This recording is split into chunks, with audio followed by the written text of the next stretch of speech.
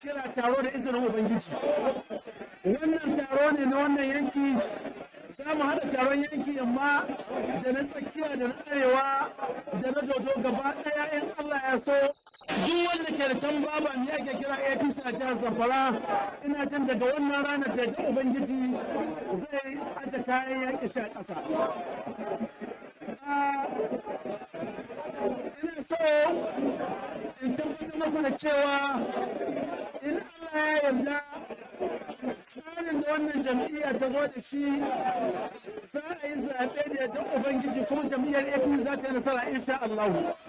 Muna kira duk wani annan wakilin waɗanda ke gida ne mazan ku da mata ya isar da wannan saƙo na cewa umarnin shugabanni shi ne cewa a yi jam'iyyar APC daga sama har ƙasa a jihar Zamfara.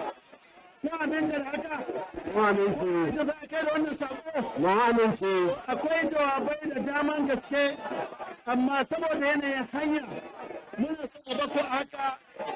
In Allah ya so nan da 'yan makonni kaɗan za a koma haɗa wani gangami a Gusau wanda zai ba da tabbatar da alƙiblar APC a jihar Zamfara insha Allah. Yadda aka ba da haɗin kai muna roƙo a cigaba ba da haɗin kai kada wani yaudare ku ya ruɗe ku ne ke yin zaɓen nan saboda haka idan wani ya zo ya ce ga wata magana ƙarya ne. Idan wani ya zo ta wata magana ƙarya ne, ina godiya ƙwarai da gaske Allah saka mu kowa da alheri kuma Allah bai da kowa gidan lafiya. Assalamu alaikum warahmatullahi wabarakatuh. To muna godiya mai girma tsohon gwamnan wannan jiha Alhaji Abdulaziz Yari Abubakar da wannan jawabi da aka yi.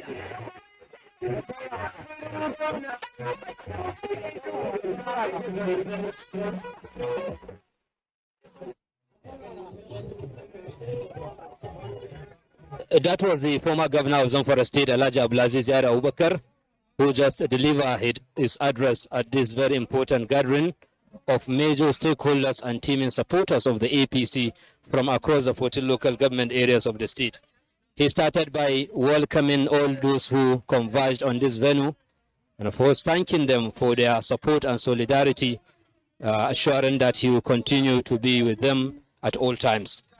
The former governor also refuted the claim by some elements that he has asked people to vote for him but not to vote for other APC candidates, particularly the governor, saying that is a claim unfounded and untrue, urging all those who converge not to be deceived by this propaganda. He also said the APC has strategized to ensure victory of all candidates under its platform come 2023 general elections. The former governor equally informed the gathering that plans are underway to organize a grand rally which will take place in Gusau, the state capital, very soon, where all critical stakeholders, including the governor, senatorial candidates, that of House of Representatives, and all other supporters of the APC are expected to converge so that they will forge ahead. It is now the turn of the state APC chairman, Alhaji Umar Mekataku, who is delivering his address at this important.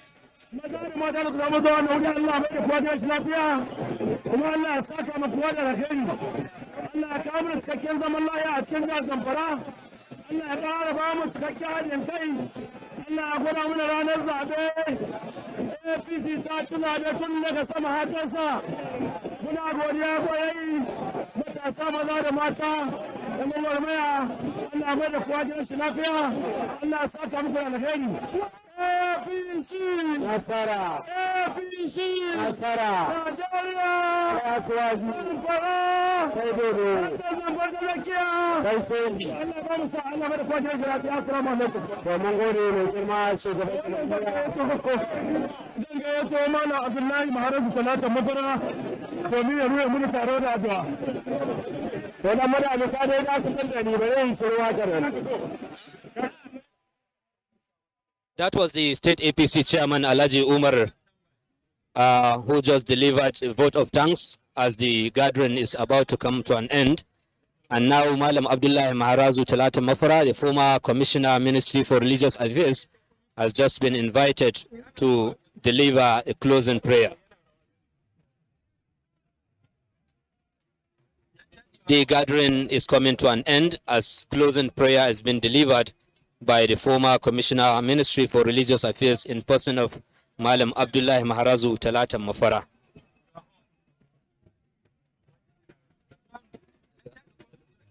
مالك يوم الدين إياك نعبد وإياك نستعين اهدنا الصراط المستقيم صراط الذين أنعمت عليهم غير المغضوب عليهم ولا الضالين آمين. سبحان ربك رب العزة عما يصفون وسلام على المرسلين والحمد لله رب العالمين.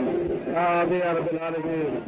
وإذن أنا ربه ونسأله فلقى الله فأهرزه ثلاثة مفرع وقال بخطوة في أمانة فورم وقال سوغمانشي نلاجي أمير إلياسو وانا تنبع زمتك. That was a closing prayer delivered by the Zamfara State former Commissioner for Religious Affairs, Malam Abdullah Maharazu Talata Mafara, signaling the end of this very important program. Now the large gathering is now being entertained by various singers drawn from across the 14 local government areas of the state.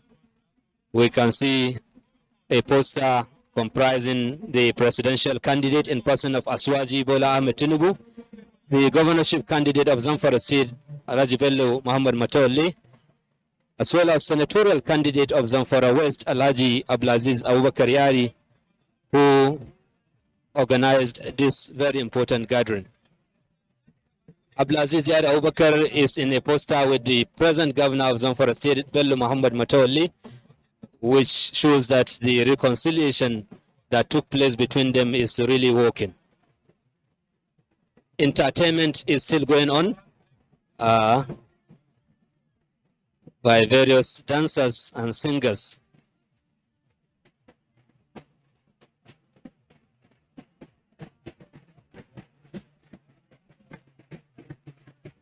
As we can see,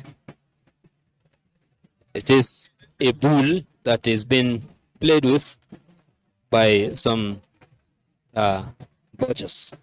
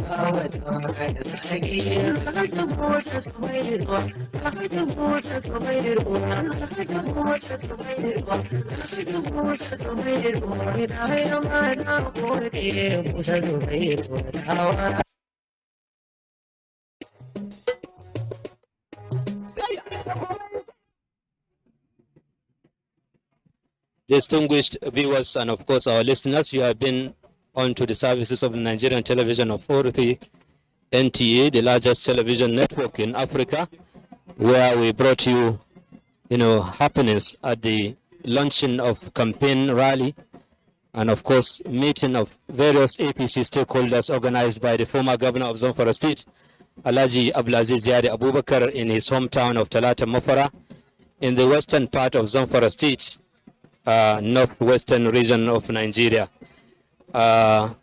With this various speeches delivered by various personalities that attended this very important program, we come to the end of this program.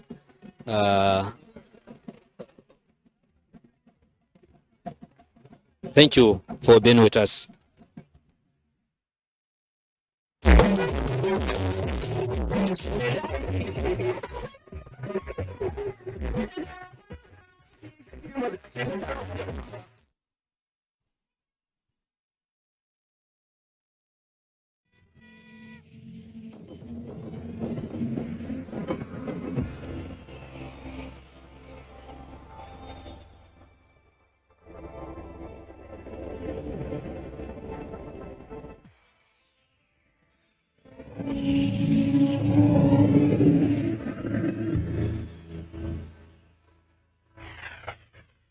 NTA, you can't beat the rich.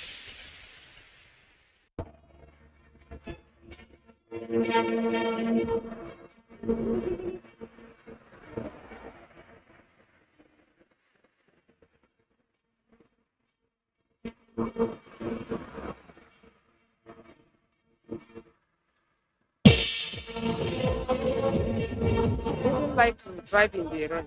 It depends on the velocity of the rain.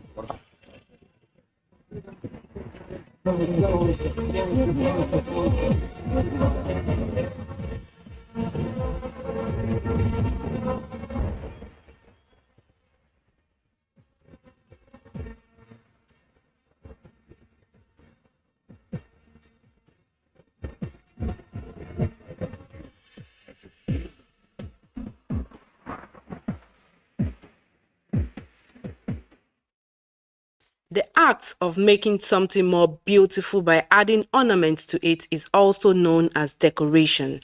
Today, so many men and women hardly do without decorating their events. They choose the colors and the quality of materials befitting such an event. Invited guests and groups that grace the occasion normally come in their numbers with different attires conforming to the recommended colors. This practice is an indicator of cooperation and solidarity during ceremonies and festive period. The purpose of wearing the dress can be to serve as self-identification with age mates, relations or friends during social occasions such as weddings, funerals or parties. The word Asho in Yoruba means cloth and Ebi denotes family. So, Ashobi can be described as a family cloth usually worn during parties or family ceremonies or occasions. However, others call it anko, and many adopt the white man model, which is uniform. When it first started, it was just the headgear. All the members wearing the same color. Gradually, today, they have moved down even to the dress and the handbag. Handbag to match and even shoes. The question then is, how do we practice in our own locality in Benue State? Because of our association with the outside world, our people are bringing it and introducing it now in Benue State. They use it in order to make their events colorful. Almost all the tea traditional marriages, you see them making black and white actually. So for the Igbo mass, it's red and black. Then the Igede is blue and black on the traditional marriages, and even on the white weddings, they use black and white. How do you feel when your event is accentuated with different colorful attires? So much excited because I will know that at least I have a group, as in people that have identified with me on my day. I will be so excited, so joyous inside me. I will know that yes, so people, everybody will know that yes, these are so people. He belongs to them, so it makes you happy. What happens if the guests come with attires whose colors do not correspond with those recommended? It is not as if it is a must that you must wear shobi. It's not for everybody. So if the chief celebrant sees somebody who is not into that attire, why will he or she not welcome the person? There are factors that could make people to disappoint in that way. Some, it could be that they don't have the money to afford the material, TV. So it could be that they don't like wearing same clothes with so many people. In as much as decoration is aesthetic to an event, people whose attires do not conform with the color of the day should be free to partake in the merrymaking or identify with others wearing the same uniform. After all, the essence of attending any party is just to celebrate with others and have a nice time. So, next time you're going out for that occasion, the choice is yours. Stay with the crowd or have your own unique identity.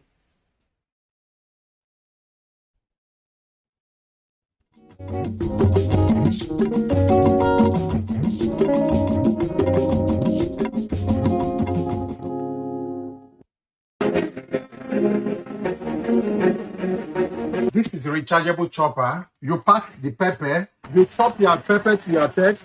Wow! This is Sharp Kitchen Made product. You can see garlic. You pack all the garlic here. Remember, it's the free gift. Buy one, go with this free. As you can see, you have your garlic. You pack ginger here. You use this now to chop ginger. Sharp Kitchen Made Germany. You can see the ginger here. Very, very simple. You use this now to chop onions to your text. What is the name? Sharp Kitchen Made Germany. You chop the onions to your text. You have your onions. Wow. You pack carrots inside. As you can see, that is the free gift. Your rechargeable chopper. You have your carrots. You pack okra here. That's the free gift. You chop okra to your text. Very, very simple. Remember, that is your free gift. As you buy the complete set, you go with this free. Very, very simple. You have your okra. With this multi-purpose, you can use it to slice cabbage to your text. If it is not Sharp Kitchen Made Germany, don't buy. You have your cabbage for salad. Very, very simple. You can also use it to slice your onions to your text. Then you use it to peel back of cucumber. As you can see, round shape of your plantain. As you can see, your cucumber. You can also use it to peel back of your carrot. Very, very simple. You use it to peel back of your orange. You use it to peel back of your yam. Very, very simple. If it is not Sharp Kitchen Made product, it can never be sharp. Then you also use it to peel back of your pineapple. This is the free gift. Buy one, go with this free. As you can see, it's multi-purpose. This cup you are seeing is unbreakable cup. Very, very simple. As you can see, Sharp Kitchen Made product. It doesn't break. As you can see, it's iron to iron. Iron to iron. Sharp Kitchen Made Germany. You can crush this bottle. As you can see, what you do for me, fix the bottle here. Very simple. Sharp Kitchen Made original. Very, very nice. You can see the bottle, crush it. Very, very nice packaging. Sharp Kitchen Made original. After finishing, you see the bottle. Wow. As you can see, you have your dry beans, dry corn, upper, bambara nut. Very, very simple. If it is not Sharp Kitchen Made product, it can never be sharp. Yes. You can see your debino, very, very simple. You can see coconut, as you can see tiger nut, very, very simple. Then you apply water on it. Then as you are seeing, the engine is water resistant, as you can see. Then you blend. Very, very simple. Not just very, very nice. You can see your dry beans, dry corn. Wow. As you can see, you pack your tomato, you pack your pepper. As you can see, you pack your pepper, tomato. Very, very simple. Then you cover and blend your tomato to your text. Sharp kitchen melt original. You blend your tomato. After finishing, you have your tomato pepper. After finishing, you have your tomato pepper. As you can see, wow. After finishing, very simple. After finishing, you can have your pineapple, watermelon, tiger nut. As you can see, you pack your beans for moi beans for akara to the quarter of the cup, and little water on it. Very, very simple. Sharp kitchen melt. You blend your beans for moi, beans for akara. Sharp kitchen melt. Very, very nice for our kitchen. Sharp kitchen melt. After finishing, what you do for me, you cut and you have your beans for moi, beans for akara. Very, very nice for your kitchen. Wow. 6.5 liters for 100,000, no more 130,000. 5.5 liters for 90,000, no more 120,000. 3 liters for 70,000, no more 90,000. Then as you buy, you go with these two free gifts. Rechargeable chopper and multi-purpose. You can see the sun cap approved. Very, very quality. This is Sharp Kitchen Mate Germany. Sharp Kitchen Mate are seen on TV. Rush now to ongoing trade fair starting 4th of November, ending 13th of November at TBS, Tafawa Balewa Square, Lagos. Remember, Sharp Kitchen Mate Germany. If it is not Sharp Kitchen Mate Germany, don't buy. 24 hours a day, 7 days a week. You can watch NTA International live on your TV, computer, iPad, tablet and phone. Log on to visiontv.co.uk and click on Entertainment, then NTAI. You can also download the iOS or Android app on your mobile devices to watch NTA International on the go, anywhere in the world. NTA International. Your window to the world. Fashion has been described as a form of self-expression and autonomy at a particular period and place and in specific contexts of clothing, footwear, lifestyle, accessories, makeup, hairstyle, and body posture. In its everyday use, it implies a look defined by the fashion industry as that which is trending. Nigeria is known to be one of the most fashionable countries in Africa, with over 250 ethnic groups. Each has something uniquely beautiful in its dressing style. Africa is a place of spectacular fashion practices in textiles, jewelry, hairstyles, or multiple combinations of all these. Today, Africa has an extremely rich and evolving fashion culture, leading to the emergence and multiplication of African fashion weeks, top stylists and designers from the continent. West African prints have long been a multicultural and international trade item in the wider sense, with vibrant colors and patterns. African fashion is taking over the world by the storm because African fashion or designs have been able to distinguish its designs from that of every other continent. The enormous leverage on the impact of the social media is helping African fashion gain global recognition, thereby influencing inspired ideas into their work. That is why a lot of international celebrities are taking interest in African styles and prints. Though African continent has brought in new dimensions to have various prints, designs and styles, the Ankara prints, for instance, is a game changer. They have in no small way changed the face of African fashion both locally and internationally. Over the years, the stereotype of reducing the wearing of African prints for many wedding ceremonies, planned church activities, funeral events or child naming ceremony among others are no longer correct because they are now hugely popular and accepted. In the past, African clothing were worn more by the elders and it was not so attractive or acceptable to the younger generation. This was because African prints were sewn in styles looking raw and not creative.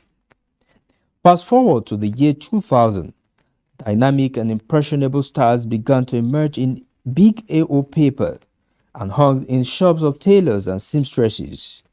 You could look through the styles and choose what you want. Then came the emergence of young tailors and designers. Then the policy of wearing traditional dresses on Fridays by the federal government of Nigeria. This policy impacted positively in the boom experienced in the promotion of African prints and the various designs and styles that comes with them. Indeed, the African fashion has come to stay.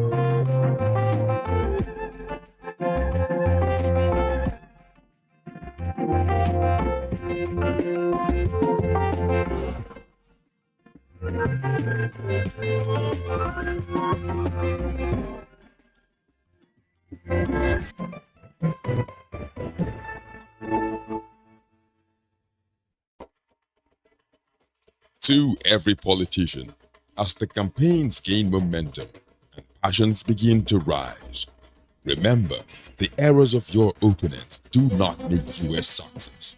Do not run down your opponent and inflame passions to violence between and among your supporters.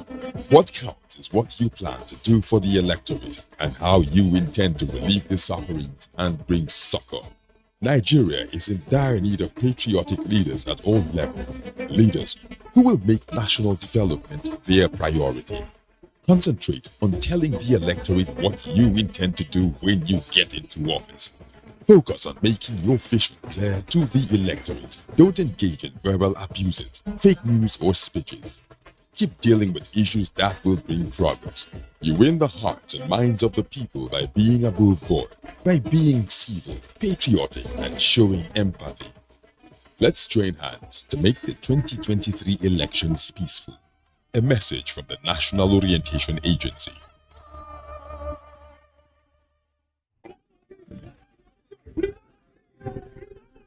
What is happening? Your eyes are red. You are armed with a machete and a gun. See, I'm angry and I can't even contain it.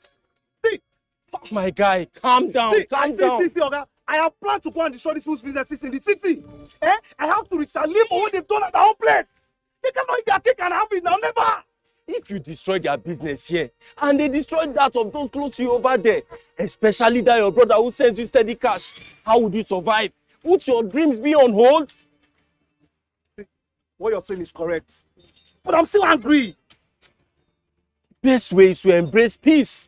With peace and unity, My people, let us embrace peace and unity. Let's learn to live as brothers and sisters for a progressive, prosperous nation. This message is brought to you from the Federal Ministry of Information and Culture. Welcome to Africa, the land of ancient civilization.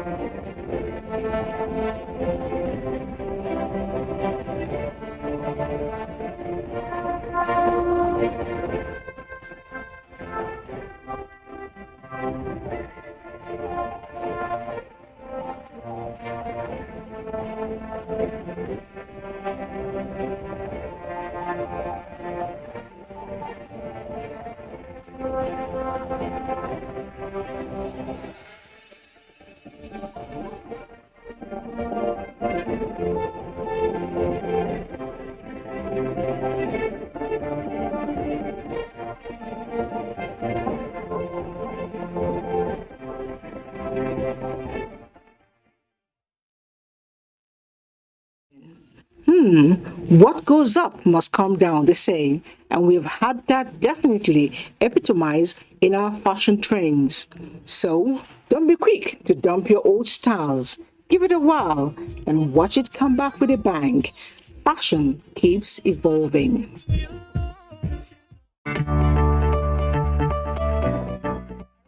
welcome to another amazing edition of Your Weekend. I'm telling you, oh, it has to be heat, it has to be steamy, it has to be hot. But we've decided that, somebody has to tell a story that is family oriented. I got you all to fight you. Welcome to another edition of Talking Movie. Who's everyone here cared about?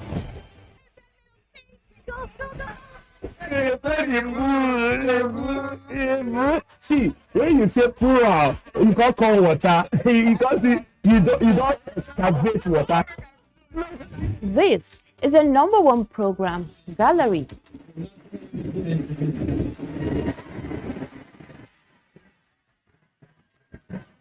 Do you love to gist or gossip? It's not it is extremely wrong. And we cannot take it. Hello everyone, welcome to another exciting episode of Whip and Grill.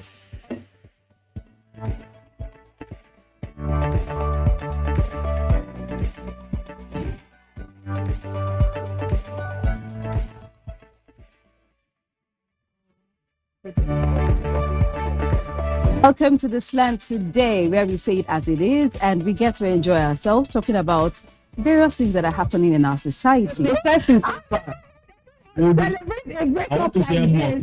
Beyond 6 packs. Because your job still remains as the man to protect the woman, to project the woman.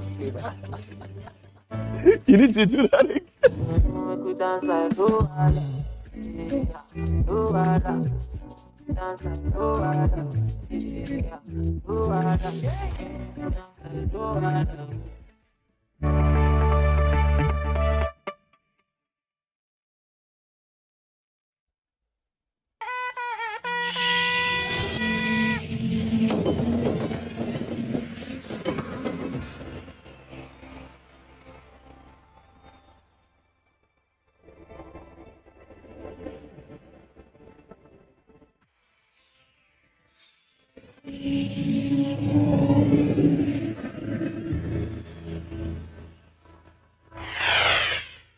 NTA, you can't beat the rich. Information is power. Everyone wants power. So feel powerful with the NTA News mobile app, the one-stop information center. Real news at your fingertip. Be the first to report by uploading first-hand information on the U Report link, and be the first to know by simply clicking on any of the links on the sidebar for headlines, domestic and foreign news, economy, security, politics, sports, and more. Stream live on your smartphone and tablets and stay connected. It's pretty easy. Simply download NTA News app from your Google Play Store and you're good to go.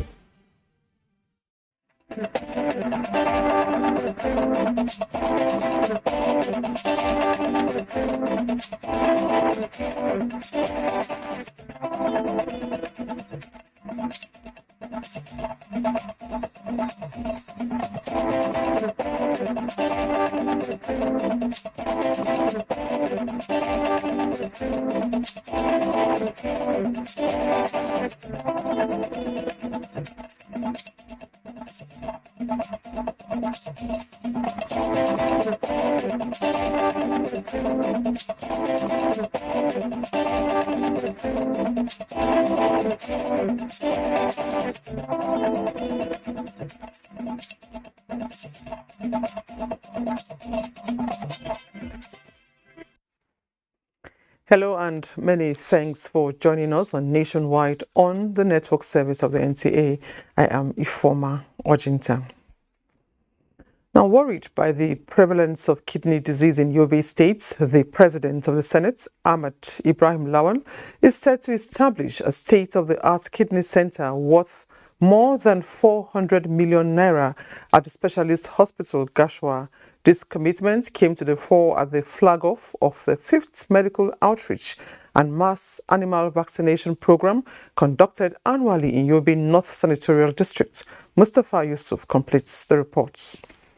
At the flag-off of this 5th Medical Outreach Program at the Specialist Hospital Gashua, the President of the Senate, Ahmed Ibrahim Lawan, assures of tackling head-on the menace of renal diseases through the establishment of ultra-modern kidney center for diagnosis and treatment of the disorder. 5,000 people suffering from various ailments are to be examined and receive treatment free of charge during the medical outreach program. The nation's #1 lawmaker stated that the annual event is being implemented under Senator Ibrahim Ahmed Lawan Foundation to assist people. Well, over the years, we have come into this kind of situations to assist and complement what our state government is doing with regard to health services to our people. In another development, the President of the Senate has flagged off the 5th annual animal vaccination exercise at Tajua community in Jakusko local government area, targeting 1.5 million animals. While revealing his comprehensive livestock development plan for herders in the area, Ahmed Lawan further assured of facilitating more interventions from the federal government for Yobe State to continue to maintain its status as animal production hub in the country. In Damaturu, Mustafa Yusuf, NTA News. Meanwhile, the federal government is determined to work with donor partners to achieve integration services in the health sector across various levels in the country. This came to the fore at the second biannual review meeting on health systems strengthening with federal government, partners and donor agencies. Basi Itaekbang reports. The biannual meeting does not only provide opportunity for cross-learning and experience sharing, but foster mutual accountability among the federal government, concerned states and donor partners. 18 million children were left out by immunization services last year. Nigeria has an estimated of 2.2 million serial children, the highest birth population in the world. And what we expect that is in the next 3 years, the states will have a robust health system to deliver results for children and women. And as part of our mechanisms for, ensuring sustainability had been, of course, the high-level engagement that we're having with the deputy governors to ensure that we secure their commitment as this program moves forward. The Executive Director, National Primary Healthcare Development Agency, represented acknowledged that the support of partners has seen improvement in health interventions in the country. For routine immunization, we are pushing as a government to reduce the zero dose. We could see, even with the pandemic, the mixed mix that was released earlier part of the year, we were far above what the predictions were. 8 states are beneficiaries of the 3-year partnership 2022 through 2024. Basi Taipang, NTA News.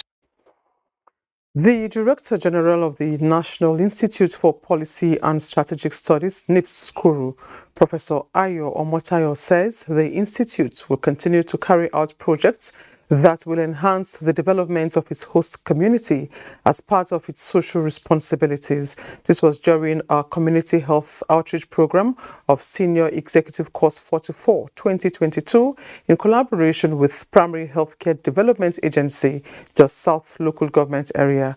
Yildik Nladi reports.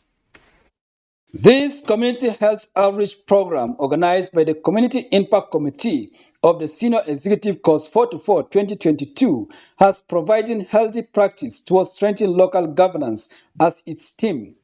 The Director General of the Institute flagged off the period poverty projects, donated sanitary towels and textbooks to some selected schools within the community, saying that NIPS has established a social responsibility department to partner on issues of development. We decided as NIPS to adopt all the 6 community secondary schools and ensure that we intervene in the area of providing technical books. We also decided to intervene in WASH. WASH is about ensuring that there is water and there's sanitation while the students are in school. Our aim is to make sure that we eliminate some of these common diseases within the society. The entire sect put their heads together to make something that is to make history in the Kuru community by constructing a school, a nursery and primary school. The community and the selected schools who benefited from the projects were full of gratitude to the Institute for its laudable initiative. 44 have done very well in providing this support to us. In fact, I'm very, very delighted. This shows that they really care about our education. Goodwill messages came from development partners such as World Health Organization, UNICEF, and Breakthrough Action Nigeria. In Jos, Yildik Danladi, NTA News. The federal government is determined to restructure and reposition all medical institutions in the country. Consequently, 2 medical directors have been given another opportunity to consolidate on their strides in their various institutions. Uche Ugochukwu reports that Minister of State Health, Joseph Ekuma Kama, conveyed the letters of appointment to them in Abuja.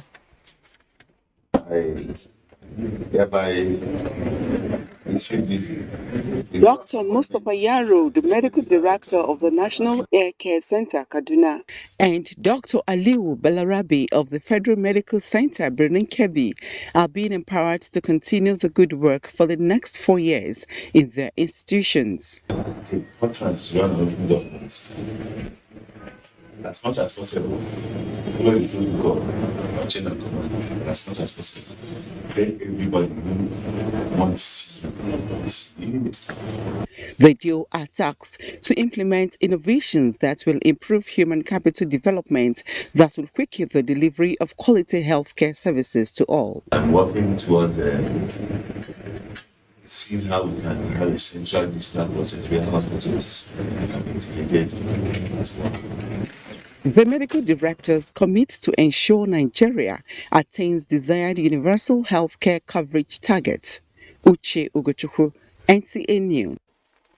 Away from health matters, the renovation of the National Assembly complex, which houses the 2 chambers and the White House, must be completed in record time. This is coming from Senate Committee on FCT during an inspection of the work and other legacy projects in Abuja. National Assembly correspondent Dayo Gunshola reports. It is oversight from home front as the committee took time to assess the level of work done on the rehabilitation of the National Assembly complex. Notwithstanding the innovation and expansion of sitting arrangement bringing on board, the committee wants the job done in record time. We have challenges of the ever-increasing exchange rate, which has affected most of our procurement of goods, because about 80% to 90% of this contract or project is procurement-based. When the claims for variations are raised, they are normally subjected to thorough evaluations. So I'm going around to see this project because by the time we get back next week and we are passing budget, I want to be speaking from the point of knowledge. And that is why I'm asking what is the problem of this project here. This is where we are. And it's a priority, not just because we are here today. It's a priority to democracy itself. And I want you to take it from that perspective. At Idu Depot of Abuja Mass Transit, the committee told the contractor that it is ready to address bottlenecks on the way of the project, but justifications must be given for the previous appropriations. The Senate Committee on FCT also oversights Gosa dump site, Whopper sewage treatment plant, and solar-powered streetlight at some strategic locations in the FCT. In Abuja, Dayo Gunshola, NTA News. You're watching Nationwide on the NTA. We take a break now. The news continues in a moment. To stay.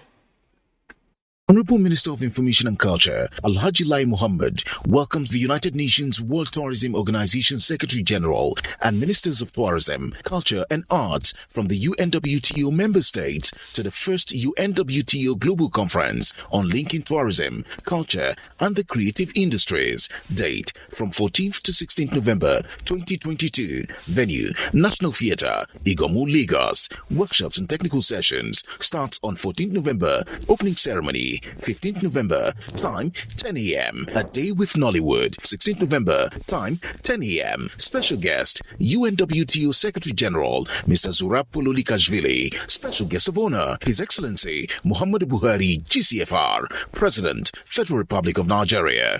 Mrs. Lydia Shehu Jafia, MNI, Permanent Secretary, Federal Ministry of Information and Culture. Announcer.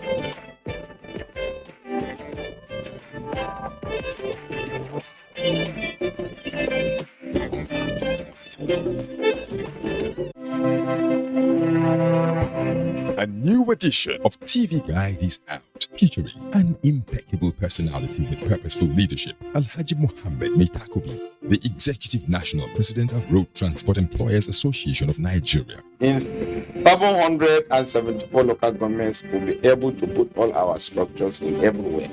I'll be able to bring the Retians members together, to reconcile them, to come and work for the progress of the association. Welcome to a world of fun and excitement as we also present an assemblage of professionals in the media space. Some compelling NTA programs, current trends in the fashion world, ICT, sports, entertainment, and lots more. Get a copy at the vendor near you or any NTA station nationwide. TV Guide, your indispensable companion.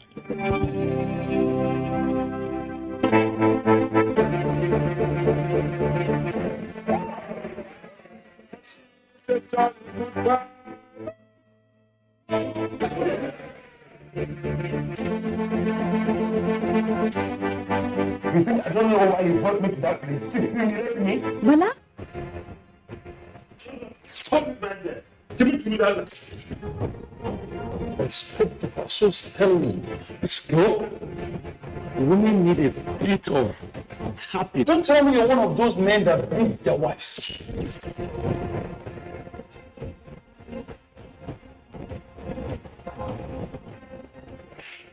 You slapped me. Super story, super story, super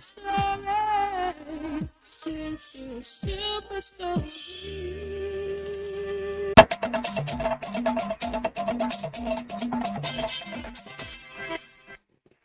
Thanks for staying tuned. We now link up with our Lagos Network Center, where Michael is standing by with more reports. Hello, Michael.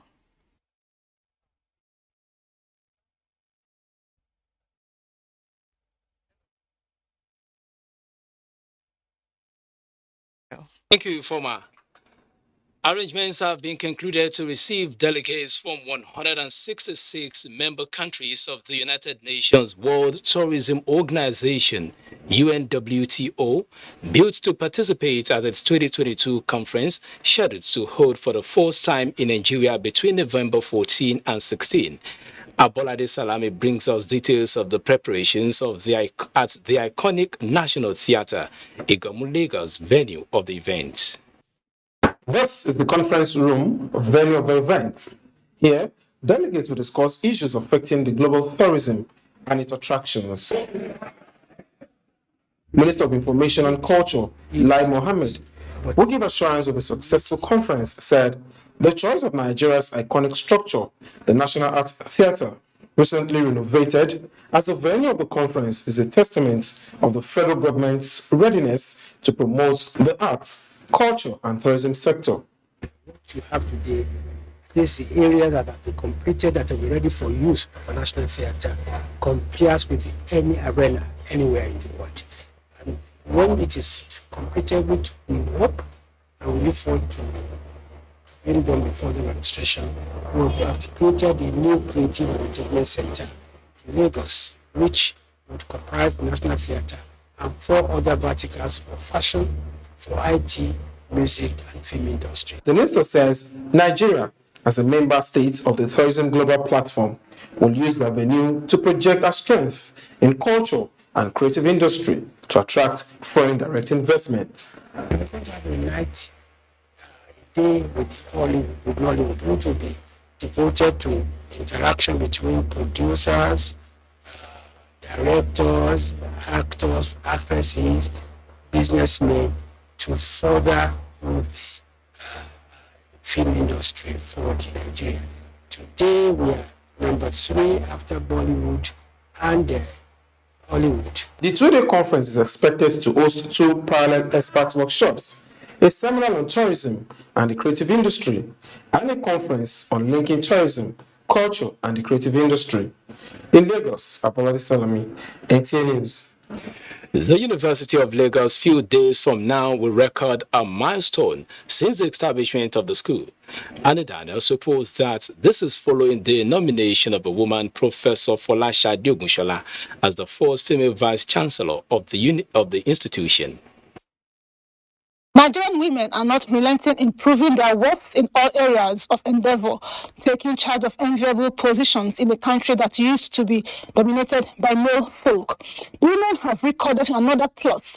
As one of them, Professor Folasade Ogunshola emerges the first woman to ever occupy the seat of the Vice-Chancellor of the University of Lagos after 60 years of its existence.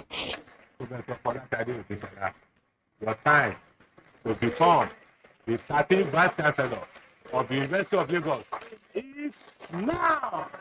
There's no doubt that she's got the pedigree, she's got the training, she's got the experience, and that the University of Lagos will be the better for it. Professor Ogunshola once said, as the Deputy Vice-Chancellor of Development Services under the outgoing Vice-Chancellor, Professor Oluwatoyin Ogundipe, who is optimistic that he will hand over the baton to a competent hand. University of Lagos, with the scorecard that we have now, has become a university to be reckoned with. Those new appointments has also challenged the girls to take advantage of the favorable atmosphere, especially in the academic world, to contribute to educational excellence in the country. I feel very happy because women have a lot of advantages in life. Please help us. But beyond helping us, help the girl child. When we say one more women in leadership positions, when we say one more women in politics, when we say one more women in business, one more women to be on board. With the appointment of Professor Folasade Ogunshola, observers are looking forward to an institution that will be enviable among its peers. In Lagos, Annie Daniels, NTA News. That is it from here. It's now back to Ifoma for the continuation of the news. Thank you very much, Michael. The federal government has identified 6 strategic mineral resources which the Nigerian Extractive Industries Transparency Initiative NTA is targeting for promotion and increased investment in 2023. The Executive Secretary of NTA made this known at the Engineer Nkechi Isigwe Annual Lecture in Abuja. Benny Adams reports. Mineral resources like barite, gold, bitumen, iron ore, lead, zinc, coal and limestone are regarded as high-value resources, which the nation's extractive industry believes have the potential to lead the country's economic diversification plan. But the isolation of women in the entire oil, gas and mining mix is a threat to maximizing such potential, says Dr. Ogbonnaya Oji. We need to get our women involved in the entire chain of industry exploration, production and refining of crude oil, as well as mining for mineral deposits. With a platform for increased collaboration established, speakers here restate commitment to walking the talk with empowerment of 3 women in the extractive industry for a start. Empower not just women, but build capacity in our young ones, encourage our people to be entrepreneurs. Because right now, many engineers are not entrepreneurs. And we need to push them into that field. NTA is the only agency that interfaces with government, the civil society, and companies in the oil, gas, and mining sector. In Abuja, Benny Adams, NTA News. Nigeria has launched a green census initiative at COP27 to reduce carbon footprints and earn carbon credits in the conduct of the National Population Census. Onenge Fineface reports from Sham El Sheikh. Nigeria's Green Census Initiative is designed to bridge gaps between population data and climate action in terms of finance.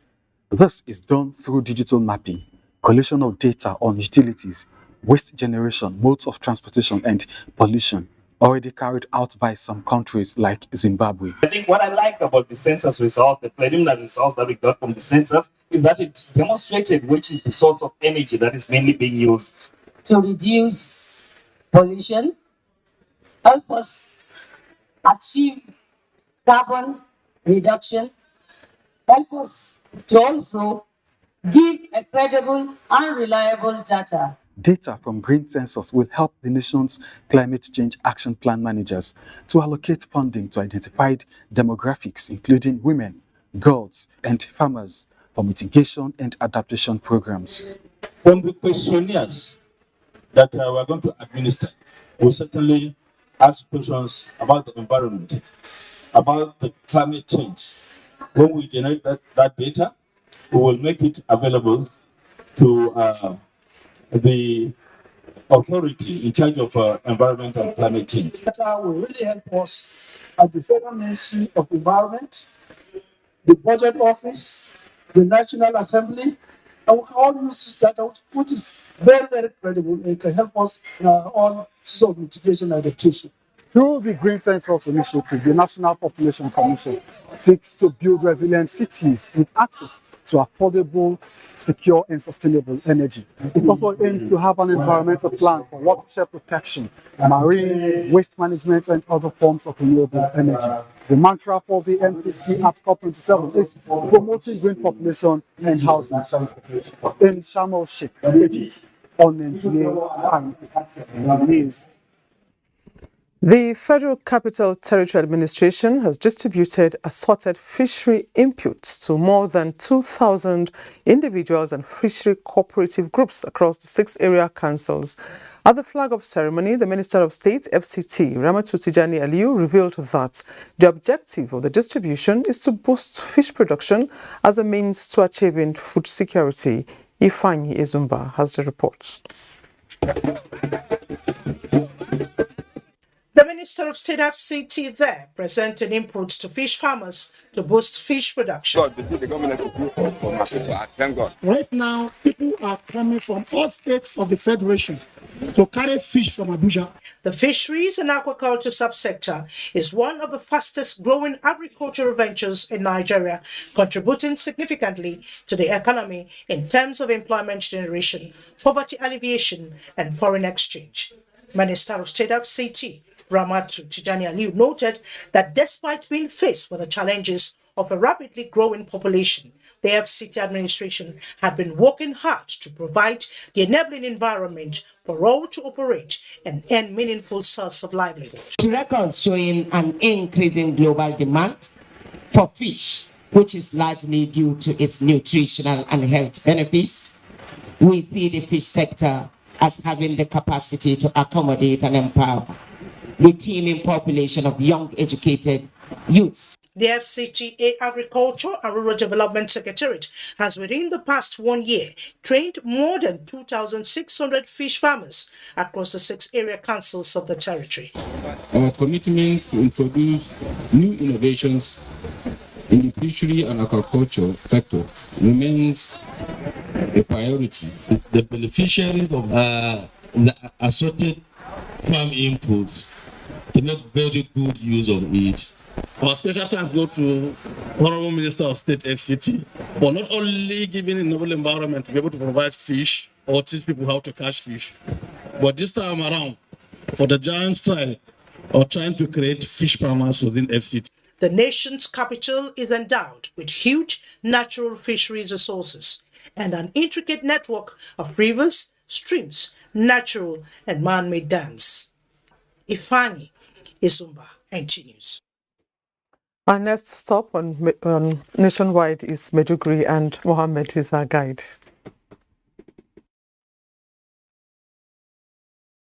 Thank you for joining us in Maiduguri.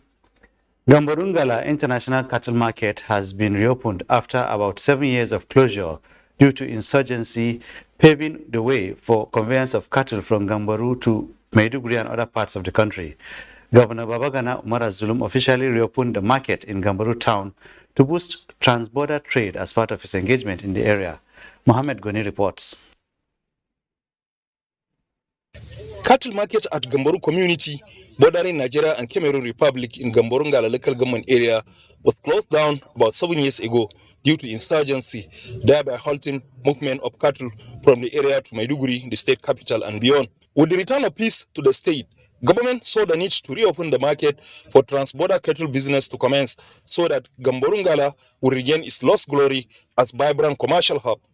Governor Bagana Umar Azim appreciated President Muhammadu Buhari and the Nigerian military for creating enabling environment for commencement of the cattle business. Transportation of cattle has to be conducted under a very serious protocol. The Nigerian Army and other security agencies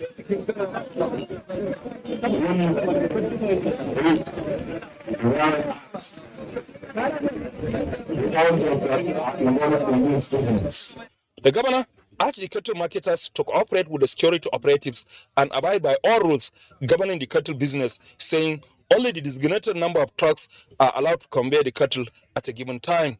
He also assured to address the challenges confronting them, including reconstruction of Maiduguri-Gamborungala Road, now that peace has returned to the state.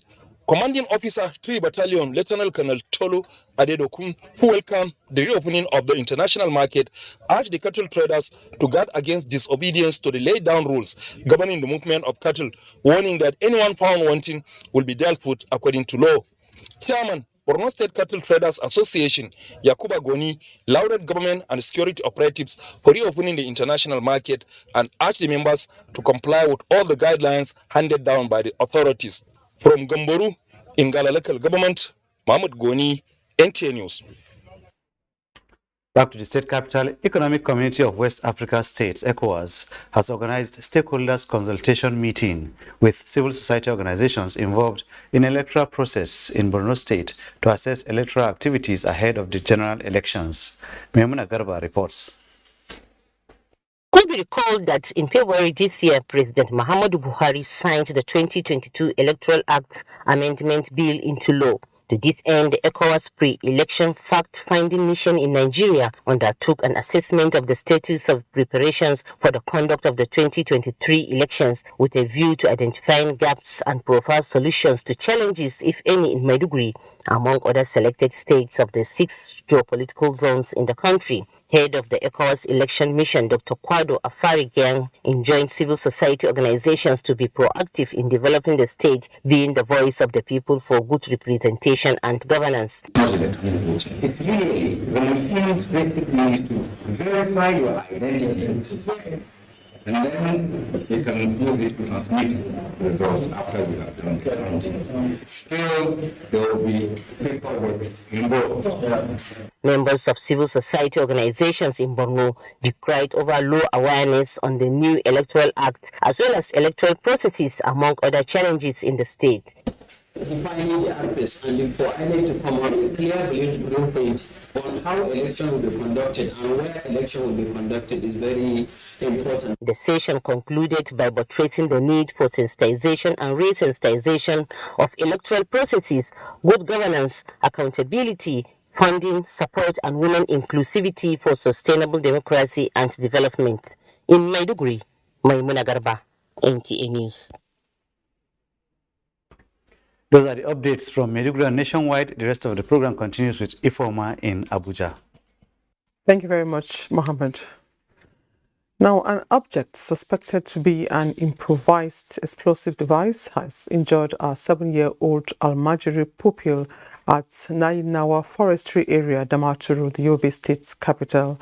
The incident occurred Sunday morning when a loud bang suspected to be an explosive was heard around the area, causing confusion among the residents. As at the time of filing this report, the cause of the explosion is not yet clear. However, the police public relations officer of the Yobe Command, DSP Dungus Abdul Karim, who confirmed the incident to newsmen, said an anti-bomb squad has been dispatched to the scene to ascertain the cause. Some eyewitnesses, Adamu Hassan and Abubakar Ali, explained that a chisel, knife and other tools were found on a mat where the boy was found lying in a pool of blood. The victim has since been rushed to a hospital for treatment.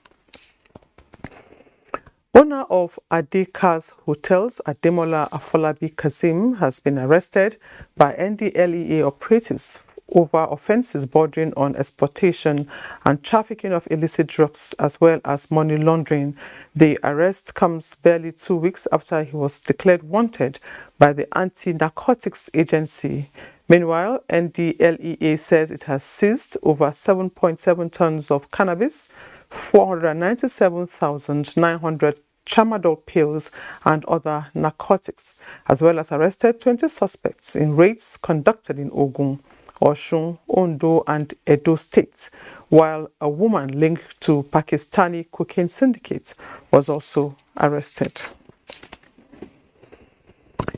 In mid-2022, recurrent cases of kidnapping and banditry in Kuje, Kwali and Abaji gave residents much cause for worry.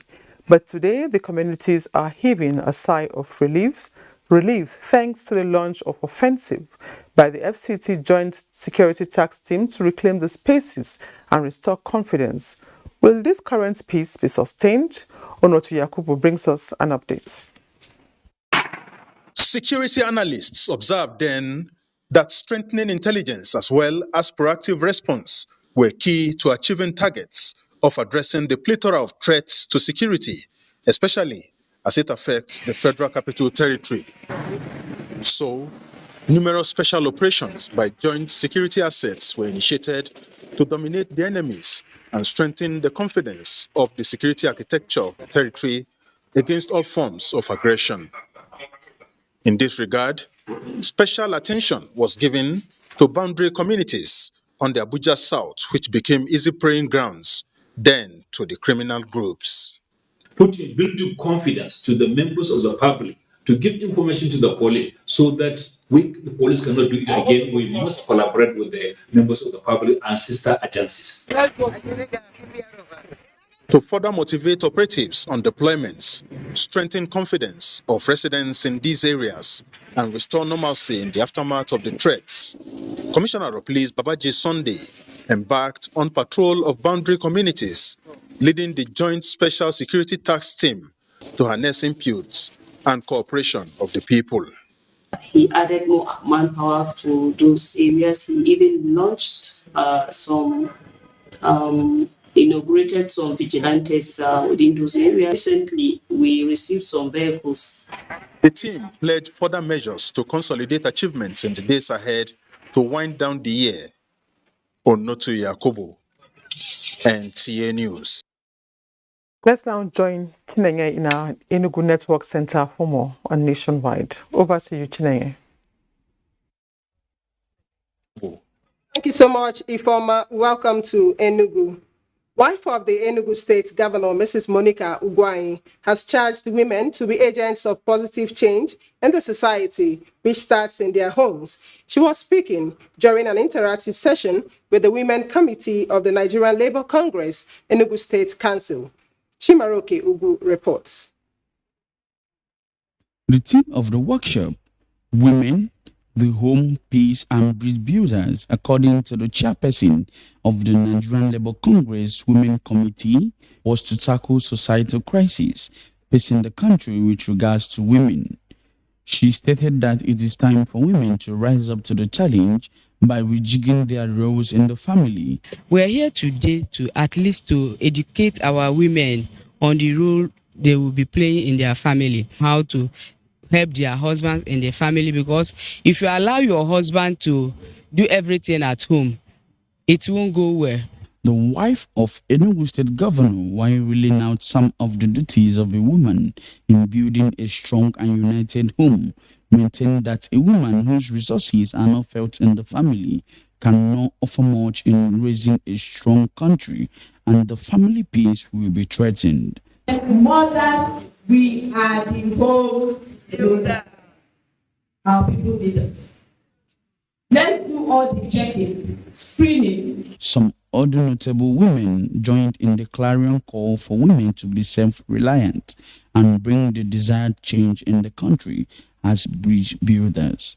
Award of Excellent Service in recognition of her impact on women of Enugu State through empowerment programs was given to the wife of the governor, while an award in recognition of her impact in the educational sector of Enugu State through achievements in post-primary schools in Enugu was given to Mrs. Favor Ugwani. In Enugu, Chimaroke Ugu, NTA News. Civil service that borders on misappropriation of public funds, favoritism, nepotism, and gratification was brought to the fore at a one-day sensitization program on conflicts of interest and other offenses in the civil service organized by the Anti-Corruption and Transparency Unit of the Standards Organization of Nigeria, SON. Eukaria Ugu reports. The event is aimed at enlightening and refreshing the memories of the members of staff of SON on existing provisions of the law bordering on conflicts of interest and other offenses in the civil service in order to equip them and help them avoid any situation that is likely to bring the image of the organization to disrepute.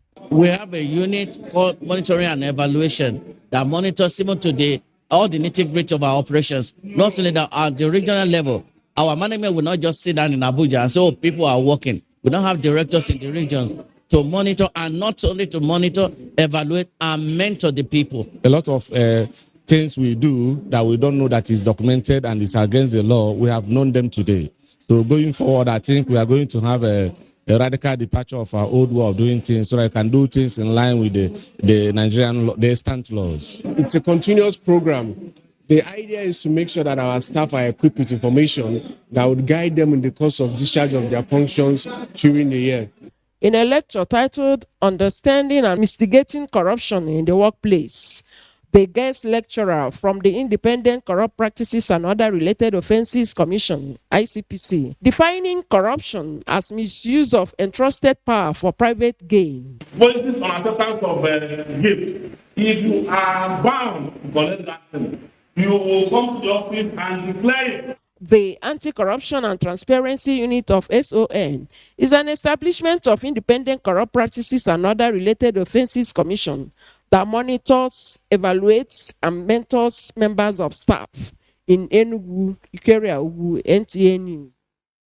And those are the stories from Enugu. Do not forget that you can follow this news broadcast live on our website at www.nta.ng/live and on all our social media handles displayed on your screen for updates. We'll take another break here. Nationwide will continue with Felicia in Jos after this timeout. Just stay.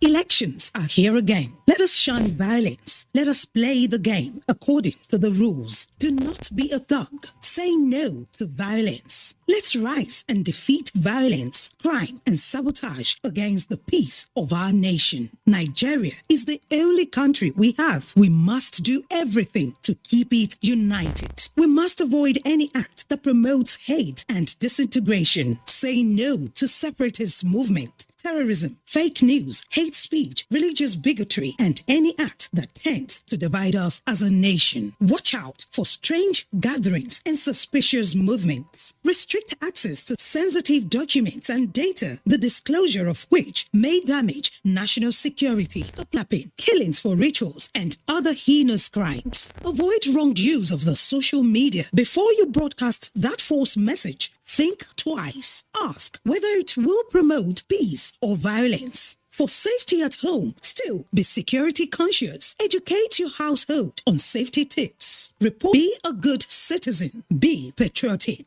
To pass security.ng, this message is from the Department of State Services, DSS. It's life.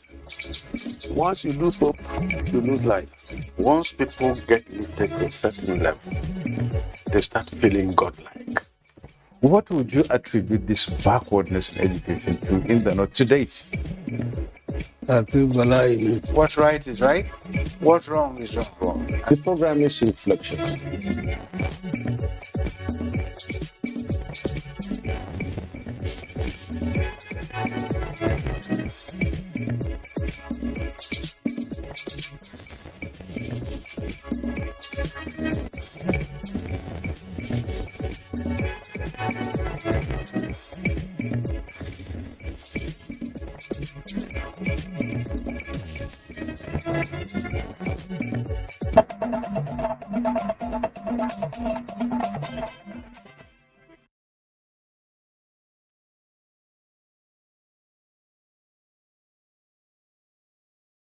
On to Nationwide on the network service of the NTA.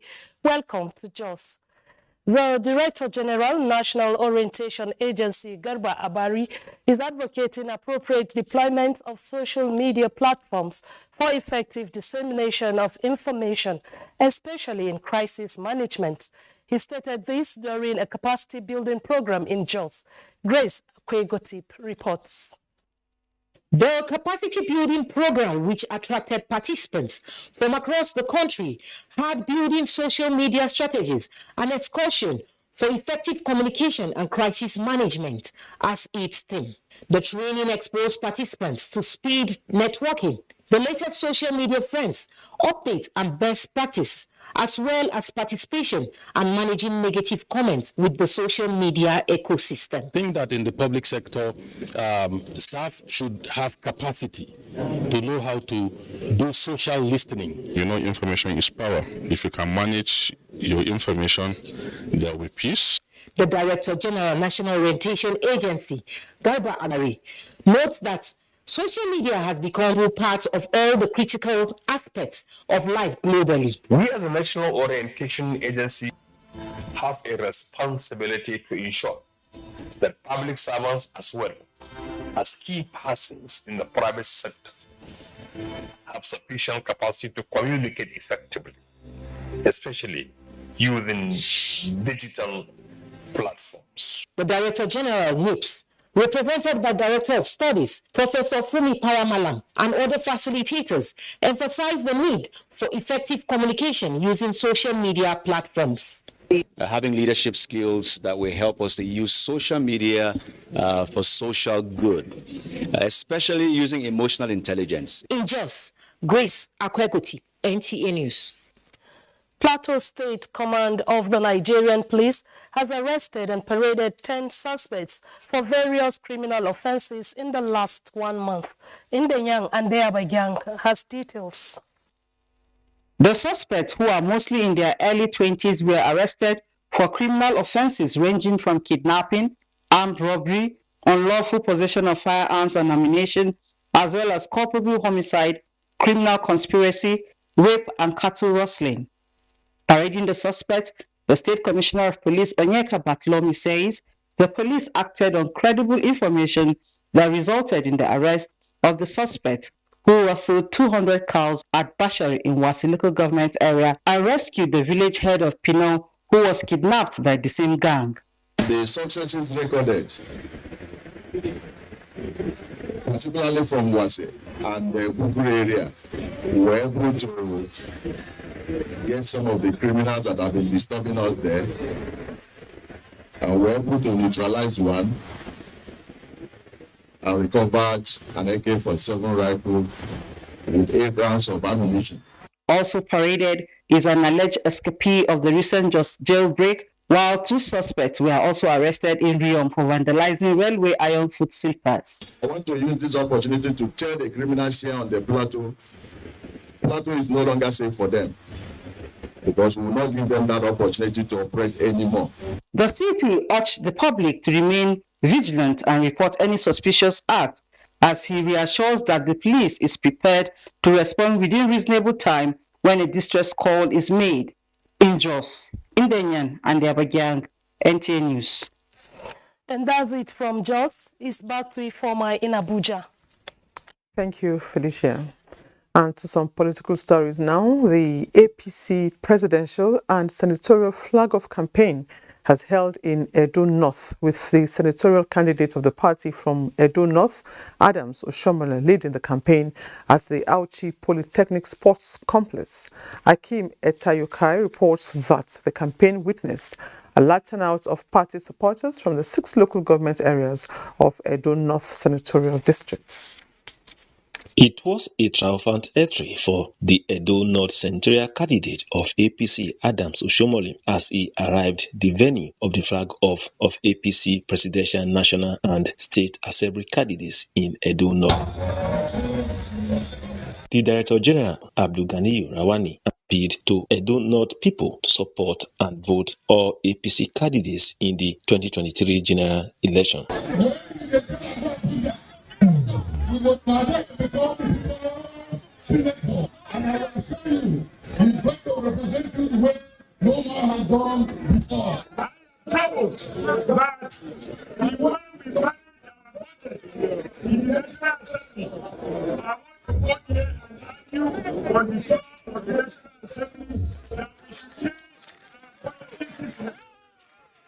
Our people know what they need.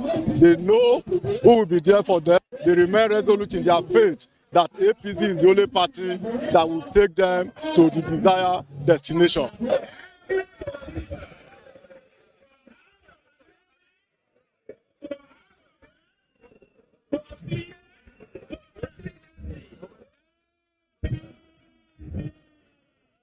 I think I am courageous. The reason I want to represent you people is because I have integrity. That is why we are here today. APC campaign 3 on a roadshow walked through the Auchi-Bini Highway down to Auchi Public Field and later to other major roads in Auchi-Jetu and down to Iyamu to draw support for the party.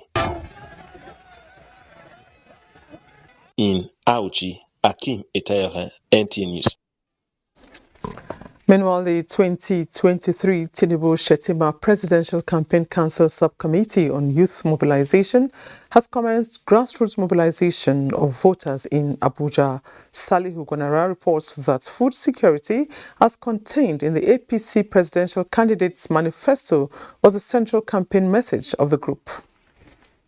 The youth wing of the APC 2023 Presidential Campaign Council, in conjunction with the Progressive Nigeria Women and Youth, were on the streets where they engaged citizens on the agenda of APC's presidential candidate, Bola Ahmed Tinubu. We eat what we grow and we grow what we eat. I mean, food security is the backbone of any nation. And it is on this basis, on this platform, because our principal believes so much on food security. This is what will be driving to Nigerians. So here we are actually going around with this hashtag Eat with Shettima, Eat with Tinubu-Shettima, because we believe in food security and this is the grassroots. We believe in the Tinubu-Shettima project and we'll be voting 2023 APC. The groups promise a nationwide gesture in order to capture the youth with significant voting population. In Abuja, Saliu Gwanara, NTA News. In the meantime, the Women's Situation Room Nigeria for the 2023 general elections has been inaugurated in Abuja. Timothy Yusuf reports that the Situation Room is aimed at protecting women from politically motivated violence before, during and after the forthcoming general elections. The Women's Situation Room Nigeria is to serve as an early warning and response center to address potential violence against women in the 2023 elections. Organizers believe that past observations over the years identified that elections trigger conflicts and hinder participation of women in the process. It's a collaborative effort. The new currency we have now is collaboration. This is not the time to do it alone. That the time we've done it alone at different levels and it just did not work. So this is time to pull all our resources together and see how we can make it work, because we all have one goal. We want to have zero tolerance. The Women's Situation Room Nigeria is a civil society-led initiative seeking to also increase women's participation in the political process and conflict prevention in accordance with UN Security Council Resolution 1325. Participants identified that election-related violence in Nigeria could be grouped into three: pre-election, election and post-election violence. Early warning and response were considered as pillars of operational conflict prevention practiced by international organizations, research institutes, and non-governmental organizations. Timothy Yusuf, NTA News. The Full Gospel Businessmen's Fellowship International, a non-denominational global organization of Christian businessmen and professionals, has raised its voice in prayers for national prosperity in Nigeria. This was at its 2022 National Convention in Abuja. Rosemary Matalel Bilal reports. With the theme, Thou Art My Battle Axe, the event brought together on a round table businessmen and professionals for a crucial seminar. The group commends the government of Nigeria for its effort in tackling insecurity and appealed that it should do everything to end the menace. We have our mission statement to call men back to God. Because of the recklessness and all manner of indulgences and the idol worshipping of mammon, and all manner of things, we have a responsibility to let men know that outside of God, there is no fulfillment. The Full Gospel Businessmen Fellowship International is a membership-based organization, including their wives, single men and ladies. Its vision is that the light of God continues to shine forth from men to every nation. This convention, as battle axe is going away from here, we'll do everything we can do to make sure that our country is stabilized. The vision of the fellowship is that ordinary people, just ordinary men like myself and yourself, are mightily used by God once we submit our lives to God. The Full Gospel Businessmen Fellowship International has nearly 10,000 chapters spread across more than 160 nations of the world. Rosemary Motel and Bilal, NTA News. Sports update is next.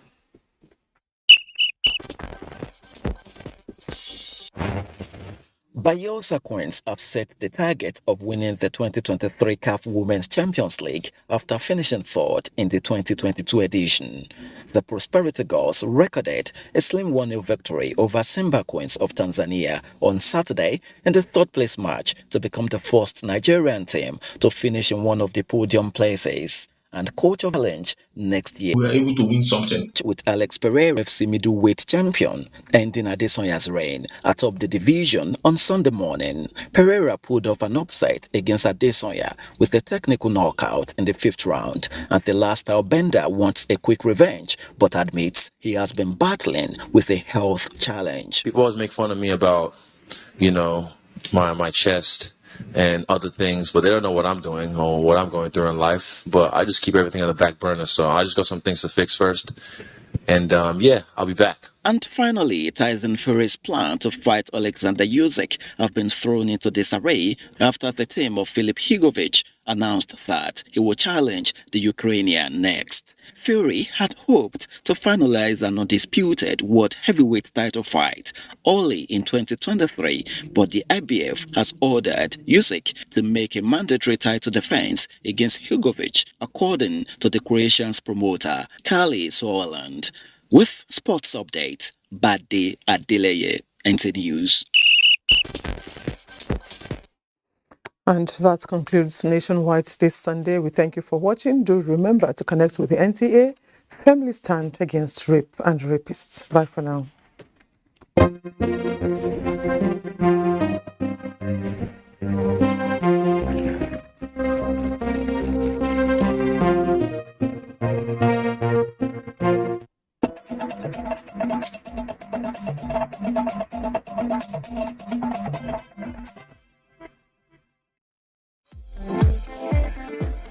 From dusk to dawn, 24 hours a day, NTA International is with you in your living room, office, everywhere and anywhere. We provide the company you desire in terms of balanced and up-to-date news, programs, and the best of entertainment.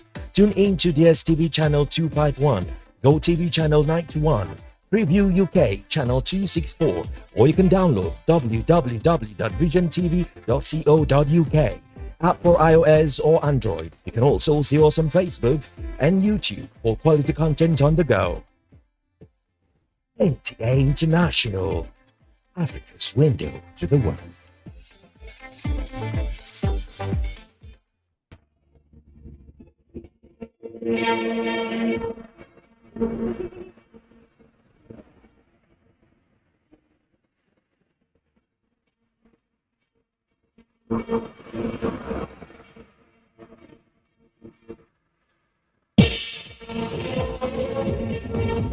Like to drive in the rain.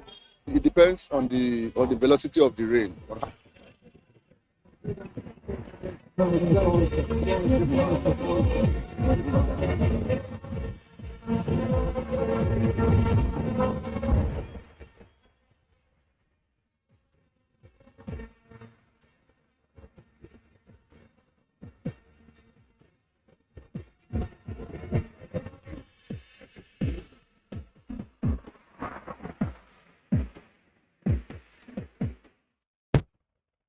Information is power.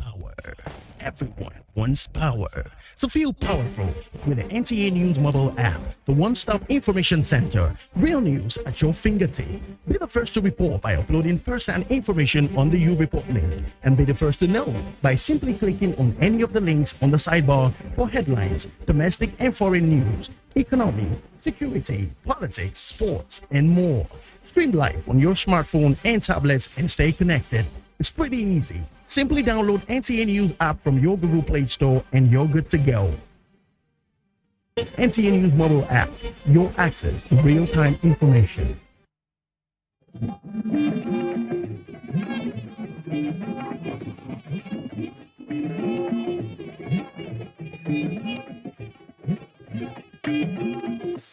This is the network service of the NTA.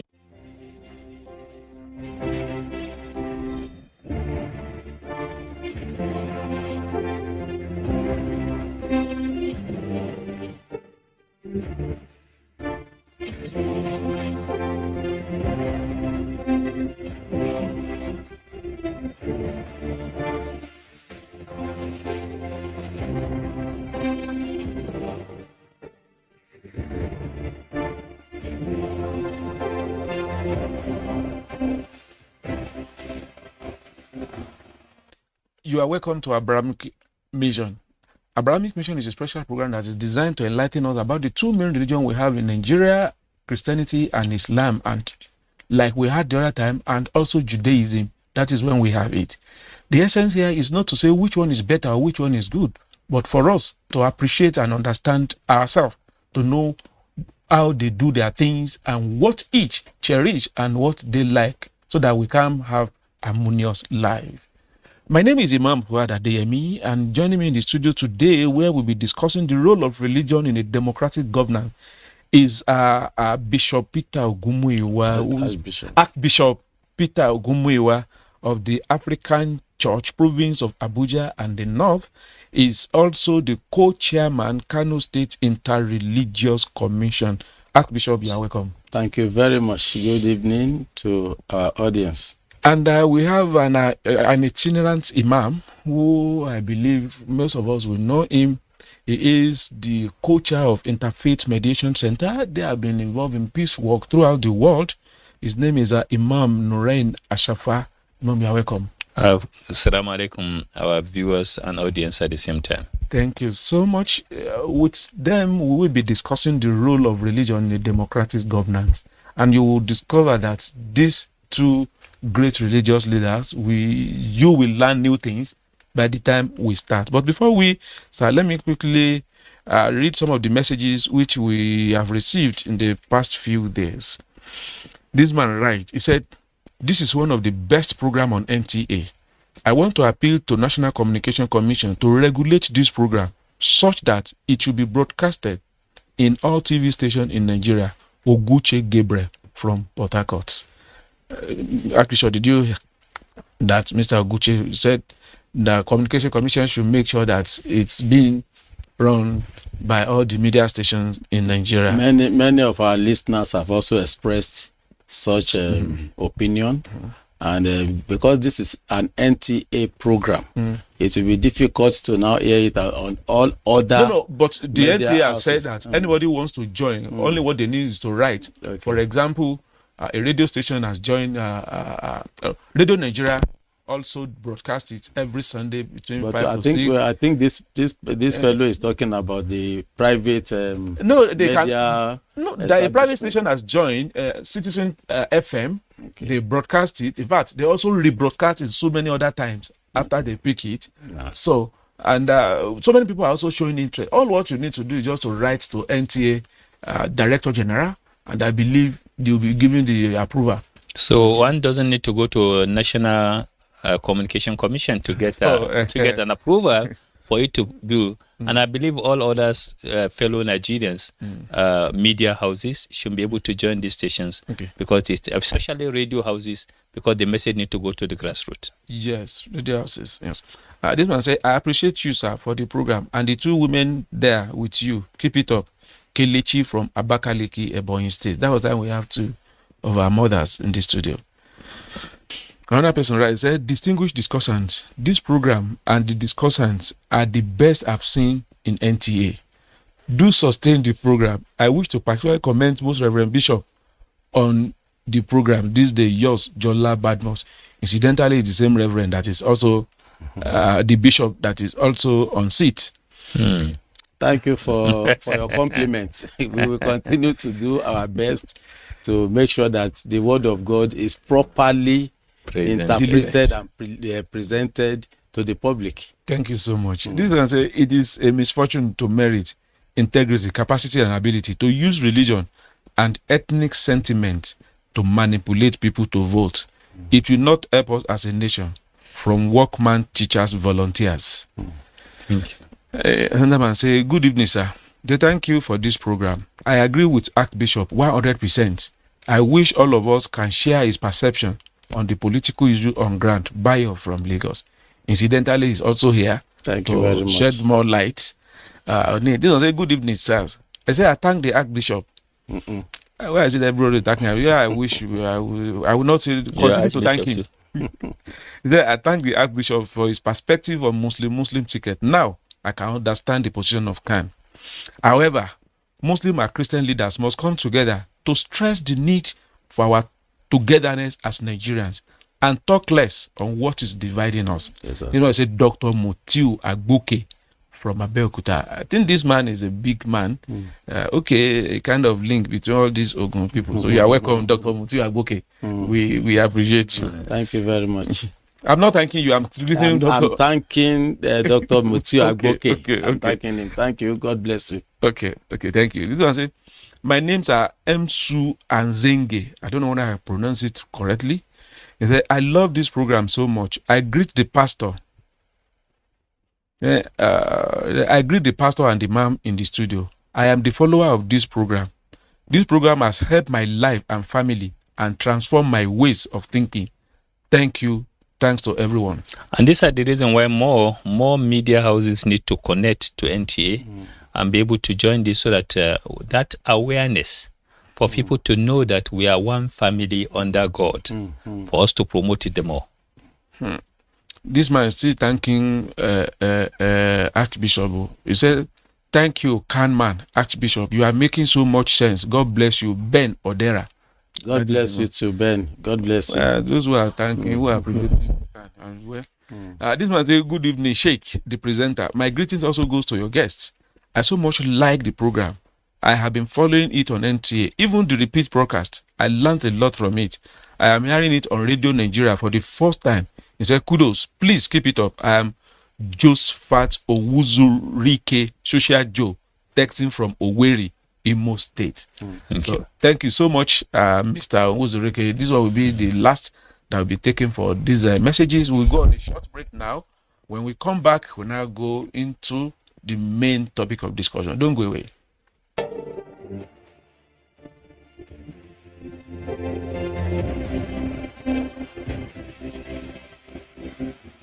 Yeah, welcome back. You are just joined us. This is Abrahamic Mission, and our topic today is the role of religion in a democratic governance. And joining me in the studio today is Imam Nuren Nashafa from Interfaith Mediation, co-chairman, Interfaith Mediation Center, Kaduna State. Imam, you are welcome. Thank you very much. And we have the Archbishop of the African Church, Provost of Abuja, and also the province of Abuja, and also the co-chairman, Kano State Interreligious Commission. He is Archbishop Peter Ogumuyiwa.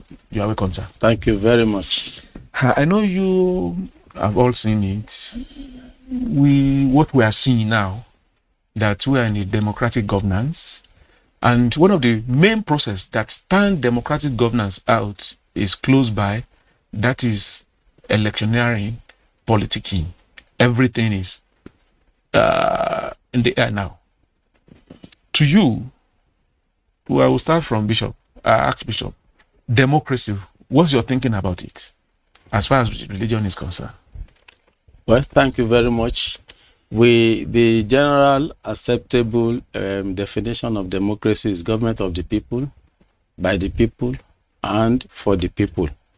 And when we look at this and search the scripture, you will see that even God himself is the author of democracy. God himself in the Bible says, "Come, let us make man in our own image."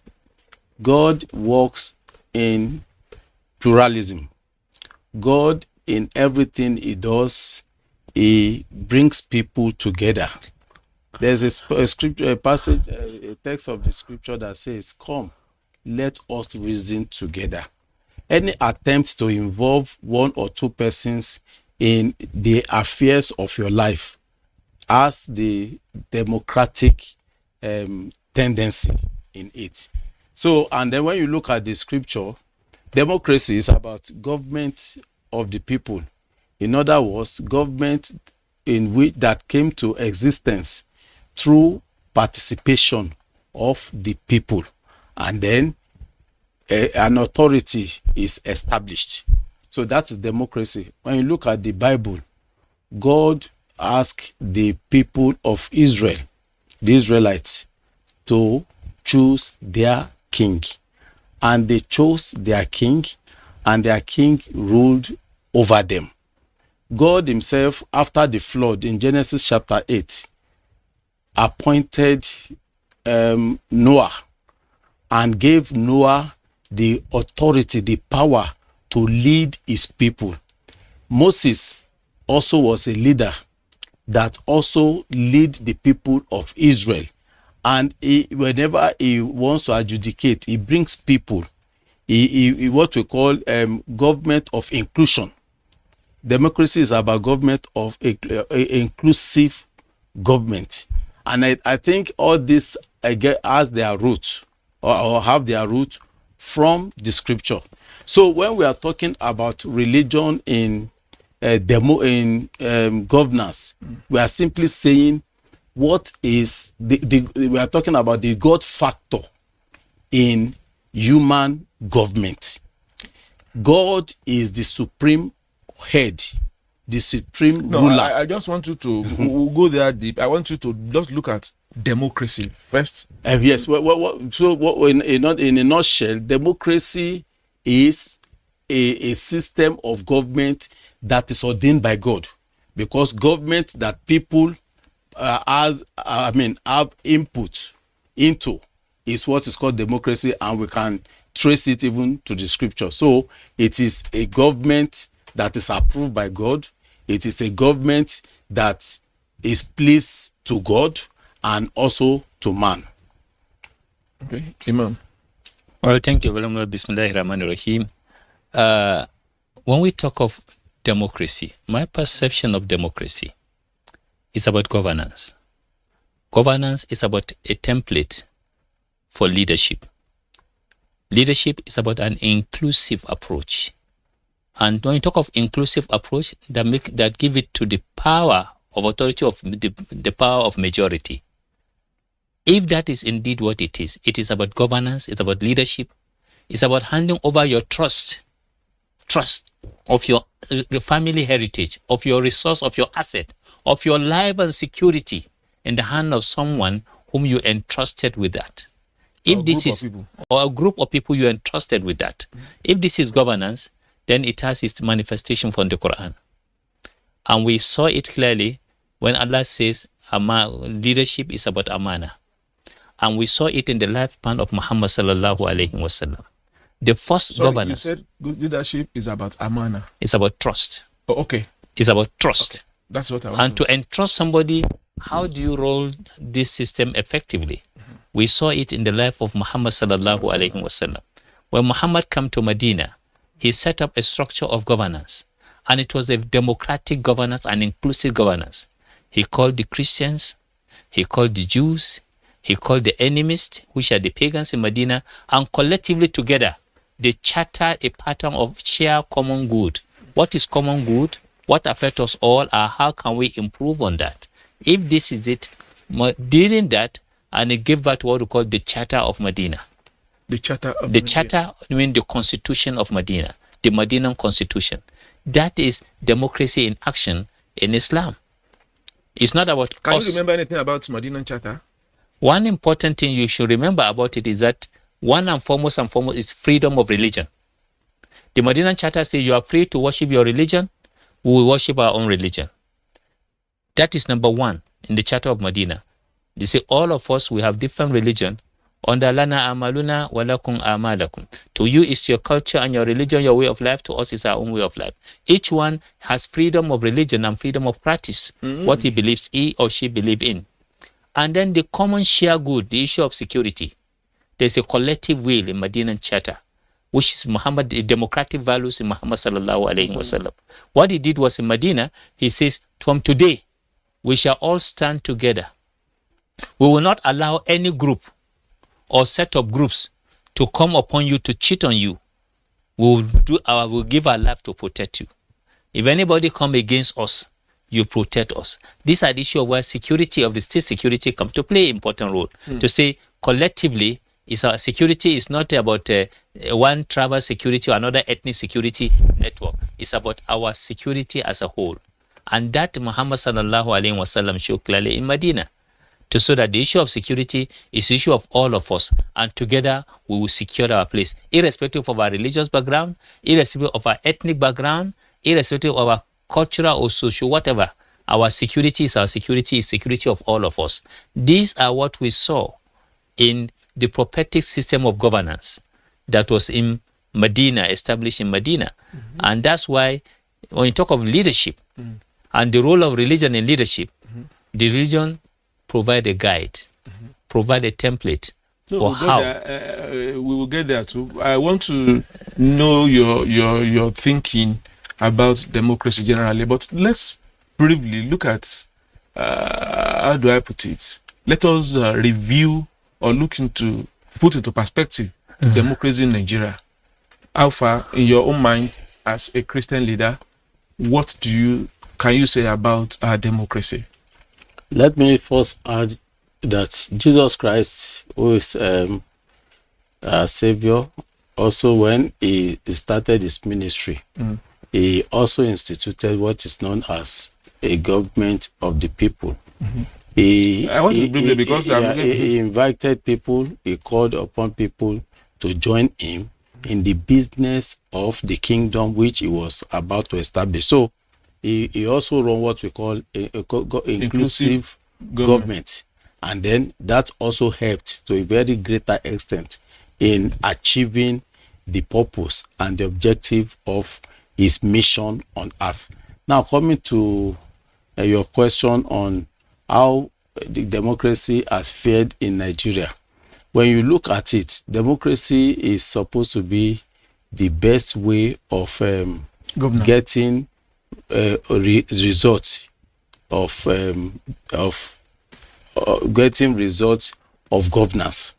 But in Nigeria, we can say our democracy is still somehow young,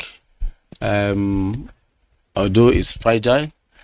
We won't say we have gotten there, but I think it is a process, and I believe with time we will get there. But the important thing is that as we move on, we continue to make mistakes and we correct our mistakes.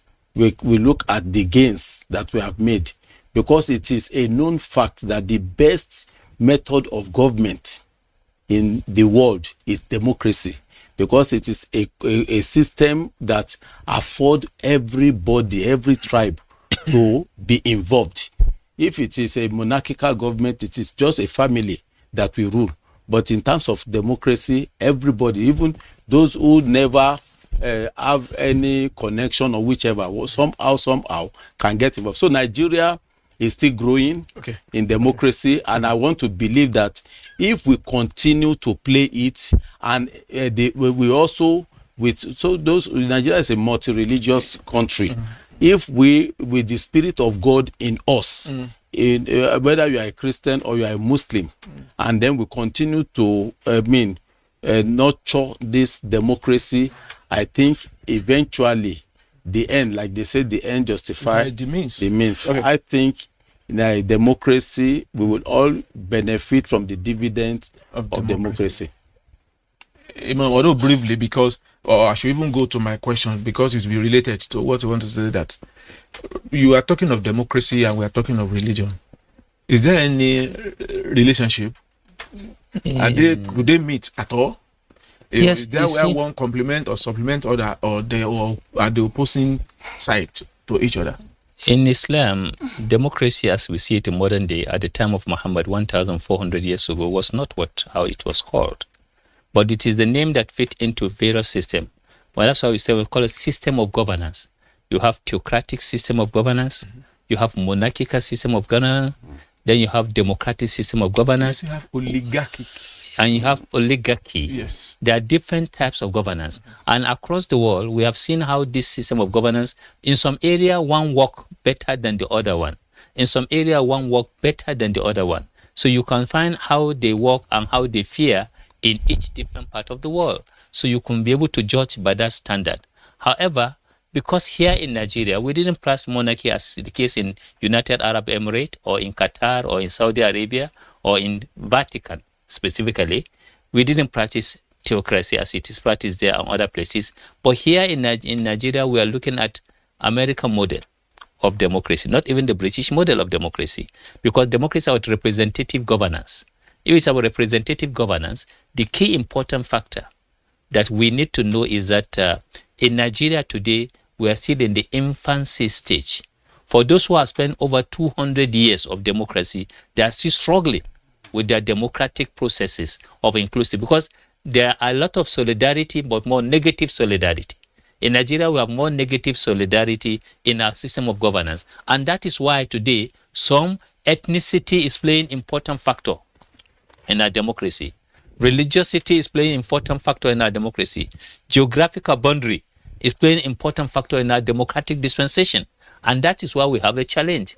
I'm looking at a Nigerian, I will be more comfortable with a system of governance where people are not judged by the tribe they come from, where Nigerians are not judged by the language they spoke in, where Nigerians are not judged by their religious persuasion, but they are judged by the content of their character, what they are bringing to the table. The day Nigerians get there, then it will not be talking, it's not about the Muslim or a Christian. It's not about a northerner or a southerner. It is about a Nigerian who has quality to take us to the next level. Yes, you have said that we need a Nigerian, yes, who will be able to take us to the next level. Absolutely. But let me also come to the Archbishop once again, that you've been trying to start it. I say you should hold on. Between religion and democracy, is there any meeting point?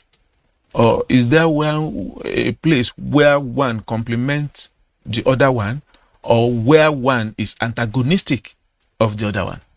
Well, those who are in charge of governance are what we are those we regard to as politicians. And the politicians, we as religious leaders, we need to also find a way of making the job easy for them. I think we are holding more sensitive positions than even politicians. Who are the we? I mean the religious leaders. Oh, exactly. We are looking at religion and governance. Exactly. Many Nigerians, for instance, are very committed to their religion. And because they are committed to their religion, they tend to believe whatever their religious leaders tell them. And now, the religious leaders in this wise now need to also be guided and be careful in the type of message or messages they dish out to their followers, because it is the message that you dish out to them that will inform their behavior towards a particular political leader. So I think how we can complement the democracy is for the church and the mosque, for us to really preach peace, preach tolerance, preach accommodation, forgiveness to our people, and oneness. We need to let our people know that, well, first and foremost, I was listening to Baba Obasanjo recently when he was saying he is more a Nigerian than a Yoruba man. He will continue to promote the Nigerianness in him than promoting the Odua or Yorubaness that is in him. And I think that is a very good model. If the religious leaders also should make their audience, their followers, to understand that this is our country. You see, the problem we are faced with in this country is problem of accident of our birth. If we all see ourselves as Nigerians, then it will not matter to us which religion we practice. Because if I am born by a Muslim family, there's every likelihood, on 99%, that I will be a Muslim. Probably an imam. But because I was born into a Christian home, that is why I'm a Christian. But that has not removed the fact that I am a Nigerian. I was born Nigerian. If all our religious leaders will begin to preach this to their members, that, well, you are a Muslim, you need to serve God, you need to serve Allah. You are a Christian, you need to serve God. But don't also forget that you are a Nigerian. And for God to make Nigeria to be complex in such that we have different types of religious beliefs and adherence, then it means God, and we believe God cannot make mistakes. So it is our duty, first and foremost, to let our members, our followers understand this. And then when the politicians now come with their own tricks, coming to you that, no, I am a politician, I'm a Muslim, and comes to a Muslim brother and say, I am a Muslim, vote for me because I'm a Muslim. You'll be able to say, no, I won't vote for you because I am a Muslim, because eventually, if I vote for you and you become, you are not going to be a leader over me, a Muslim alone. So I will not vote for you as a Muslim. I will rather vote for you as a Nigerian and as a good leader, so that when you get there, you will corner all the resources of Nigeria and give it to only the Muslims, while the Christians will suffer. Because if one side suffers, this other side that enjoys will not have peace. If you suffer me with Nigerian resources, for instance, now, I can be tempted to become an armed robber. And you that is God forbid, and you that is enjoying the money, how will you enjoy your money when I will be on your neck? Naturally. I will trouble you, so you will not even. So it's better for you. Don't come to me and preach to me and campaign to me that you are a Muslim, because you are not going to rule over me, a Muslim. And don't come to me and campaign to me that I'm a Christian. And this also will address the issue that is in our hand. No, let me give you by the grace of God. So I believe we'll complement democracy. Your question, let me conclude.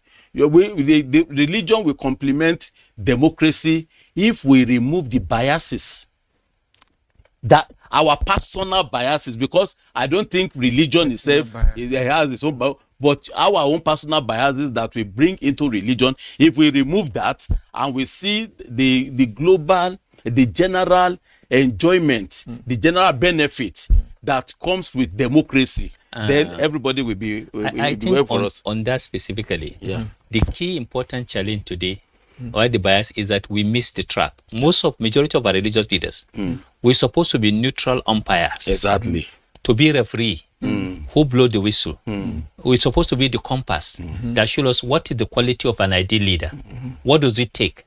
How does he become an ideal leader? And how do we identify him? And with what will we give him responsibility to lead us? It is we who are supposed to choose, not in choosing himself or imposing himself on us. But the important thing today, we are more practitioners. You have your mosques or your churches, and you go to your church, and announce that this is my candidate, you are compelling all your members of your church, they must vote for that particular person because he's your candidate. And you are there sitting on the throne of God, that you're supposed to be in charge of all. To be fair to all. Neither are you a Muslim who do the same. So here the template is that religious leaders need to sit up on their primary responsibility of saying that if our system of governance, our democracy will be protected, the bottom line is on the shoulder of our religious leaders to play their role as neutral umpire, as a referee who will blow the whistle when it is getting wrong. I think I like that. But there's one thing I actually want you to know. With all humility, I've been an imam for the past 35 years. Yep. And I can tell you one of the experiences I learned on the job is that those who have come to you seeking your vote because of your religion, they actually wanted to cheat you. That is what I've seen in that position as an imam. I give you an instance. There was a man who came to me in our mosque one day. He said, Imam, you know, this Christian, they are cheating us. They are the one that is holding every position. They did not allow us to get anything. I said, that's true. Incidentally, he was actually looking for an appointment. As God will answer his prayer, a big person who can facilitate his appointment was there when he was talking to me.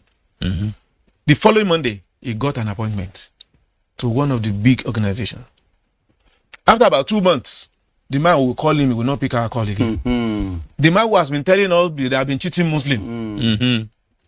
When we call him, I'm the imam of the mosque. I call him. He said, Imam, when he tries to pick, you know, this government work is very busy. I said, no, you have forgotten the Muslim that you are talking about. So I can tell you authoritatively that anybody who comes to you in the name of religion, that he wants to lead you, he actually wants to cheat you. He wants to cheat you. Exactly. Because he wants to use your gullibility, your foolishness, to get to what he wants, giving you false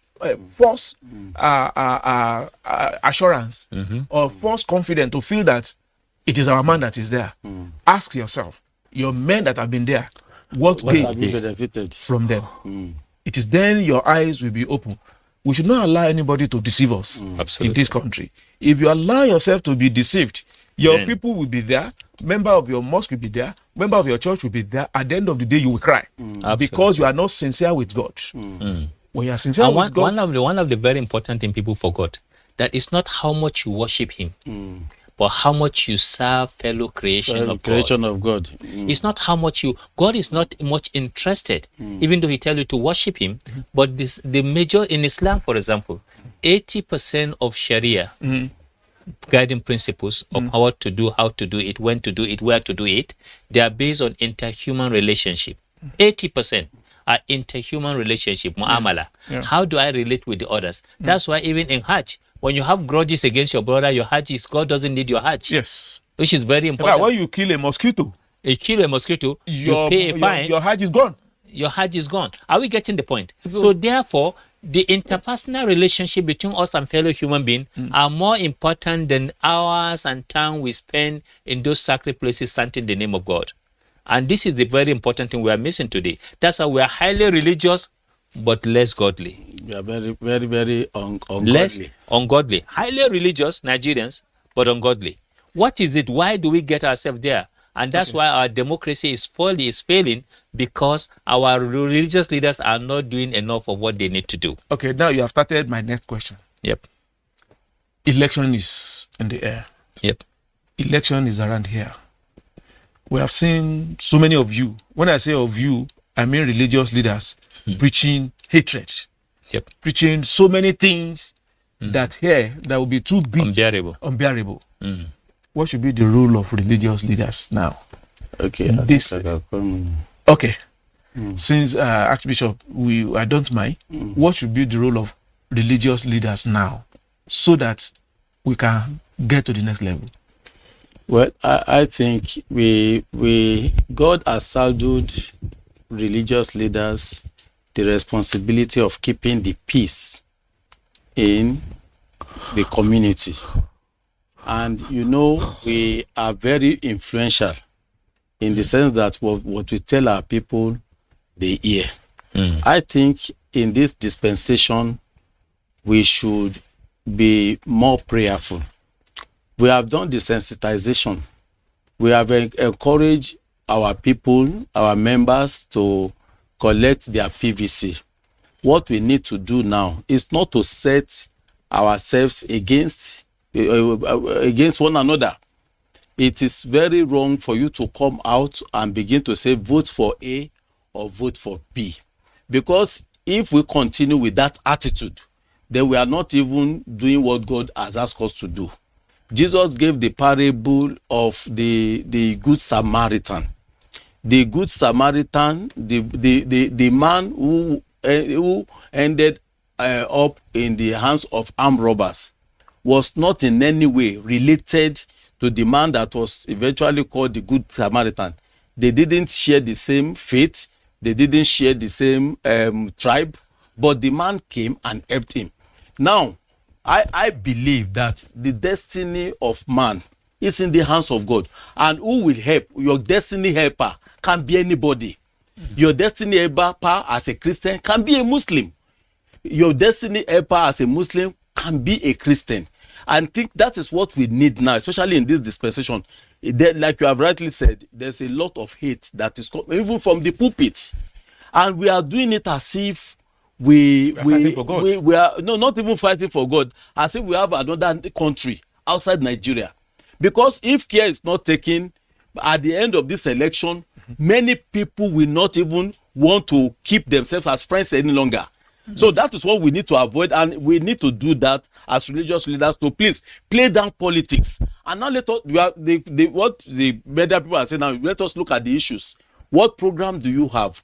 Whether you are a Muslim, you are a Christian, what is your program? How do you want to alleviate suffering? That is what you should be looking at. Okay. Put sentiment apart and let us look at the candidates. Let us look at their antecedents. Let us look at what their capacity.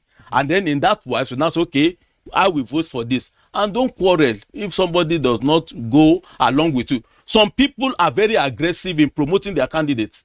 If you say you don't want their candidate, they are ready to fight you. But that will be the next question. This is not what we need for now. No, the 2023 will come and go. Nigeria will remain. No, I think we should understand. I remember myself and Archbishop were quarreling. Okay, we didn't agree on a particular point. And at the end of the day, we agree on another point. The issue is if you are sincere. If you are disagreeing one, there will be 9 other one that you agree with yourself. We will go on a short break now. Imam, I will come back to you too. What should be the role of religious leaders in ensuring good governance in our country? Not just the election. Well, don't go away. We'll go on a short break now. We'll be back. Nigeria, our great nation with vast and rich land. Our people are strong and united. Our founding fathers, Sir Ahmadu Bello, Sir Abubakar Tafawa Balewa, Chief Obafemi Awolowo, Dr. Nnamdi Azikiwe, and a host of others bequeathed us a united, peaceful and prosperous Nigeria. Let us honor them by living in peace with one another. Let us eschew violence, ethnic profiling, and religious bigotry. We must avoid hate speech and other forms of derogatory words against our fellow Nigerians. Let our differences in tribes, cultures, religions, or politics be the ingredients that make our unity palatable. Let us all join hands to fight our common enemies of insecurity, poverty, and unemployment. Nigeria is big enough for us all. Let's unite to make our country a great place for us all. This message is from Sir Ahmadu Bello Memorial Foundation in collaboration with Nigerian Television Authority, NTA.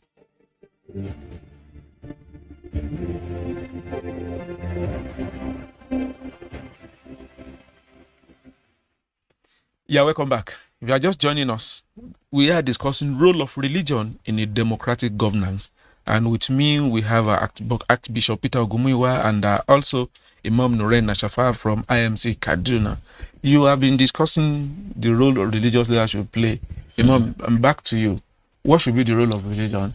I think religious leaders? It's very, very clear and very clear. Okay. We have three dispensation. One. Pre-election. Okay. The election day and post-election. Pre-election go with a lot of hatred, sending messages or marketing your best candidate. And in marketing candidate, many go with sending hate speech messages. Many go with sending destructive messages. Instead of focusing on issue, focus on ethnicity, religiosity, and so many other factors. And that leads to the tension on the election day proper. So people move to election, instead of going to with open mind to choose the righteous, they go with a fraud mindset. And then on the election day proper, the important thing there is that how do we advise the people to go there with an open mind, to go there with the simplicity of saying they are going to exercise their mandate, their duty, whom they will be handing over to whoever they want to hand over their own mandate for the next 4 years to.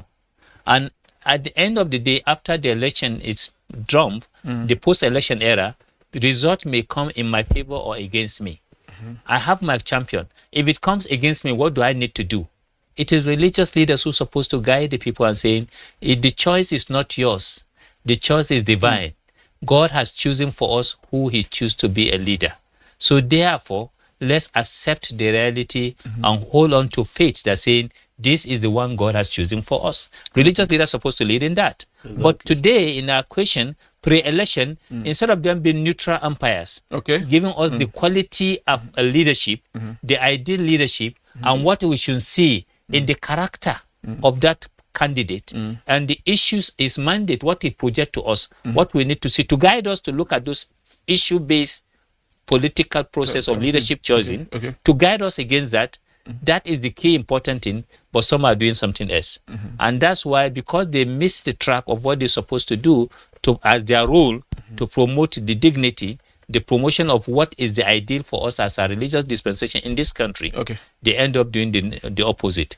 And that's why both pre-election violence and post-election violence become the order of the day in this country. And I feel God is what our leaders have forgotten is God is going to hold them accountable to any blood shed in this country, which they facilitate, either in the promoting their own champion, whoever they want to be a leader. If they promote hate and people act on that hate speech and they murders any other person or somebody get killed or property destroyed, Almighty God will hold them accountable on the innocent blood that are shed. God will not forgive any religious leader who does this. And this is why the key issue is we have done it in the past. We have seen how democracy is practiced in other parts of the world. But I don't see why our religious leaders have failed and why it is now opportunity for them to wake up to their family responsibility. No, I think religious leaders have actually contributed to the failure of democracy in this country. Absolutely. Because absolutely. Of selfish preaching that they don't care about God. They feel that this is our own, this is our time, it must come to us. Exactly. But God, in his infinite mercy, is giving us the best example we could get in the world without coming down to us. We remember the former president, Barack Obama, whose father went to America. Mustafa. Oh, his father's name was Mustafa, who can be described as he was a Muslim. The father was a Muslim. He went to US. He settled there. At the end of the day, he had a child, and that child became the American president. Exactly. Recently, too, in UK, they are the one who colonized us. I think we should be learning everything. If we are not learning from America, we should learn from the UK. Recently, UK just appointed a prime minister who is of Indian origin, who actually is also not a Christian in a conservative Christian country. Exactly. He became the prime minister. And to make the matter worse, the mayor of London is also a Muslim. Not to make it worse, to make it good. Sorry. To make it good. To make it interesting. To make it interesting and to become a more model for us in Nigeria. The mayor of London is also a Muslim, Sadiq Khan. Exactly. In a complete Christian country. And yet things are getting better every day for them. Lessons for us. Well, I think this is a very great lesson, not only to Nigerian, but to the entire world. I love what is happening in the West today. I want that to be extended to Nigeria, and at the same time, I also look forward to even Saudi, when a Christian will become whether a counselor or something there, then we begin to see the world as a global village where everybody can live. You see, with what has happened in UK recently, it shows that religion is gradually becoming irrelevant. Not too relevant. We won't say irrelevant. No, not too relevant in terms of political space. So if it continues, then we need to bring that to Nigeria. It's not a consideration in getting the better. That is what we are. Yes, it's no longer a yardstick for becoming holding any political office over there in the US and in the UK, in the West generally. And I think this is what we need to learn here. What matters to Nigerians, what should matter to us is that there should be food on our table. Yes. Issue-based political process. So, Tinubu, what do you have to offer to us? Yes. Obi, what are you going to do differently? Atiku, what are you introducing? Kwankwaso, yes, what is your project? What is your aim? These are the things we should be asking. Eventually, what should be at the back of our mind is God. Because we religious leaders, I think what we need to do now is to go to God again. Our duty is to go to God. We are not supposed to be playing partisan politics. Go to God and be praying, Father, whoever. If an Hindu can become a prime minister in UK, God, whoever that will be the best for Nigeria, then we continue to pray. We as religious leaders. Then the politicians that is in our midst, then we preach to them. Make sure if you get there, do what God will be happy with you.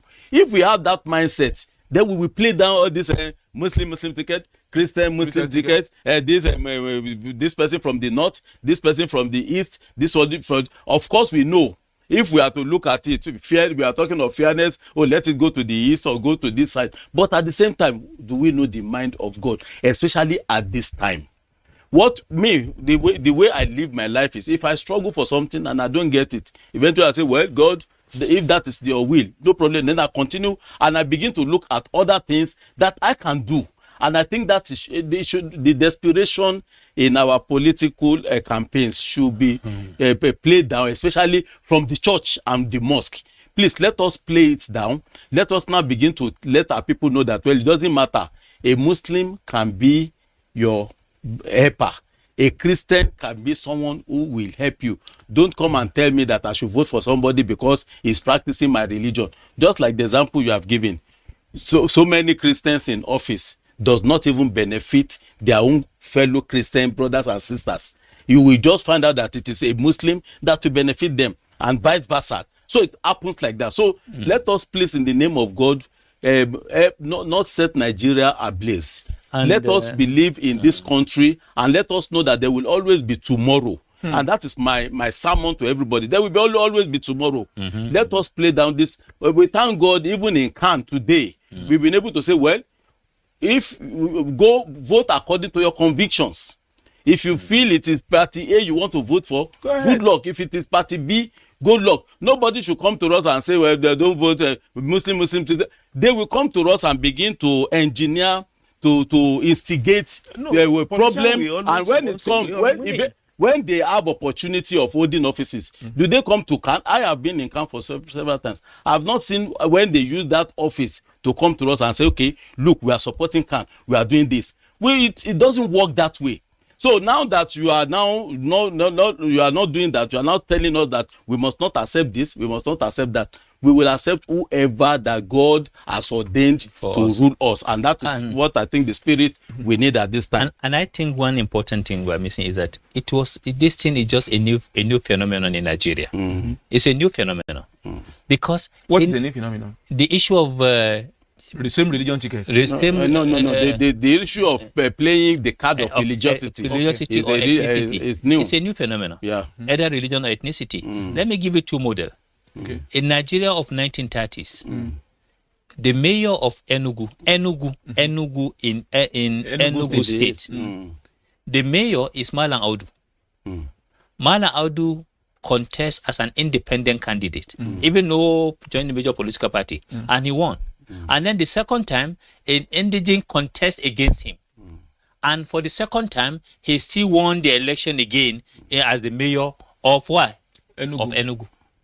That was the Nnamdi Azikiwe also won in the southwest. And that's the second one I'm coming into. The second one was in Lagos. In Lagos, Nnamdi Azikiwe, a southeasterner, won election practically against a action group, and he flawed action group, and he won and have majority.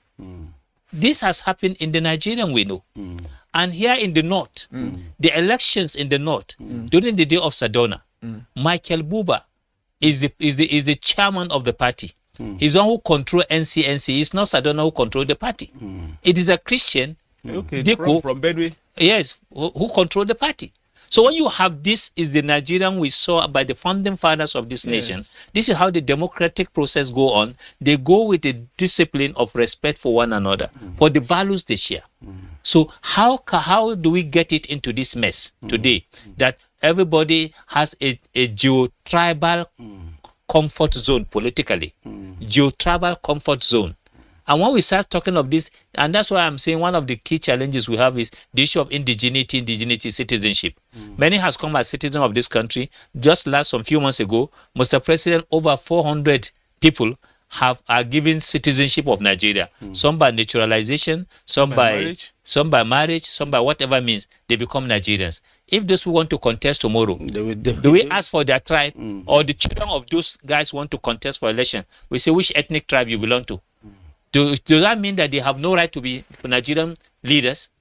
If we continue playing this tribal ethnic, it has a serious consequences. So therefore, I will appeal to the heart of our religious leaders and our political leader, because we're talking of religion and politics. Political leader to please disdain from politics of ethnicity, politics of identity, either it is religious identity, or tribal identity, or geopolitical zone identity. I think has said it, that any political leader that is preaching from religious point of view will be disbanded. I didn't get it. They have not. Yes, we have some people have done so, but the INEC is nothing happened. We have some politicians who are going into the churches doing this, going to the mosque doing this. But I think we should differentiate preaching in the churches or in the mosque and going there to worship. Politicking and collecting microphones, using the pulpit to campaign. That is what we are saying. Okay. That is happening right now. Yes, it's happening right now. And there's a need for the INEC as an umpire to start arresting, because the goal is you either pay 2 million or something like that, or you go for 10 years or 2 years imprisonment. I've not read the... So whatever it is, I feel it's time for people to take action. Okay, but that's a phenomenon that is making me to be afraid now. Yep. And it is what is about to tear the US apart. That if my candidate does not win, then it means the election must have been rigged. No, I also sense that, but I think that is still politics. No, it's politics of intimidation. You are trying to intimidate the public, and you are trying to create unnecessary fear into the minds of people. And so some people, when they know they may not win, they begin to create it as if they will be rigged out. We have said, collect your PVC. Let the election come and let people go. There was even a rumor that the INEC president, the INEC chairman, is to be sacked because he wants to comply with the electronic voting and something like that. There is no need of creating unnecessary apprehension in the society. Let us all allow all these things to go smoothly. Then eventually people knows who they want to vote for. Exactly. People have decided who they will vote for. So whether you do hate speech or not, they will still vote. But what we are just saying is that we as leaders, whether religious or political leaders, please let us play it with the mindset of the fact that this is our country, Nigeria, and we have no other country, and the 2023 will outlive exactly. all of us. And so Nigeria will still remain. And we pray that God will keep Nigeria, and no evil shall befall this nation in Jesus' name. You see, there's one thing that you also want you to address? Or you want to say something about if my candidate does not win, then there's a problem. And that's why I talk about post-election violence. Post-election, what is the expected result? After you pre-election, you campaign. Election day, we put the vote. Now, post-election, religious leaders should prepare the mind of the people to accept the outcome. Exactly. Without thinking they rig it because it's mine that is missing it. Now, unfortunately, it's no more carrying boxes or writing result. It's going to be digitally controlled. And if it's digitally controlled, and right now, one of the things to show us that INEC is doing a good job, they discover some people who have multiple voting. They're able to discuss multiple registration and be able to track it. It means they can track good result. We have no problem. I will advise our religious leaders to please right now, as they are telling people to go and cast their vote, their civic responsibility, they should tell them to accept the outcomes. The issue of rigging or wrong rigging has gone. And anywhere in society, people are looking to that. They are creating this unnecessary template for people to create this tension in our society. While even the election has not hold, as the case in model, say, no, if I didn't win, then it was rigged. No. Accept as because we are people of faith. And one of the things of people of faith, some say it's a weakness, some say it's a strength, is that we believe in destiny. And when I say, well, that is the destiny. Maybe the destiny is that God wants that's the way God wants it. It's not time for my own champion to come over. We saw people who have contested election 1, 2, 3, 4, 5 times before they become president. He may recontest again. If God will, he's going to be the president. He will definitely be. While there is life, there is hope. There is hope. So, but it makes it more interesting. You see, when you get everything you are looking for at a time, you might be out of track because you will not be relevant again. There won't be anything for you to contest for. Before you know it, you become a dustbin. Exactly. That you will no more be relevant. Exactly. But if you have small now, you lose some. Another time you still have more. So if you have it like that, your life will even be meaningful. Absolutely. So you cannot say that unless you have it now, then it means you don't understand yourself, you don't understand your God, and you don't understand the concept of this life. Absolutely. We pray that God, in His infinite mercy, will give us a peaceful election.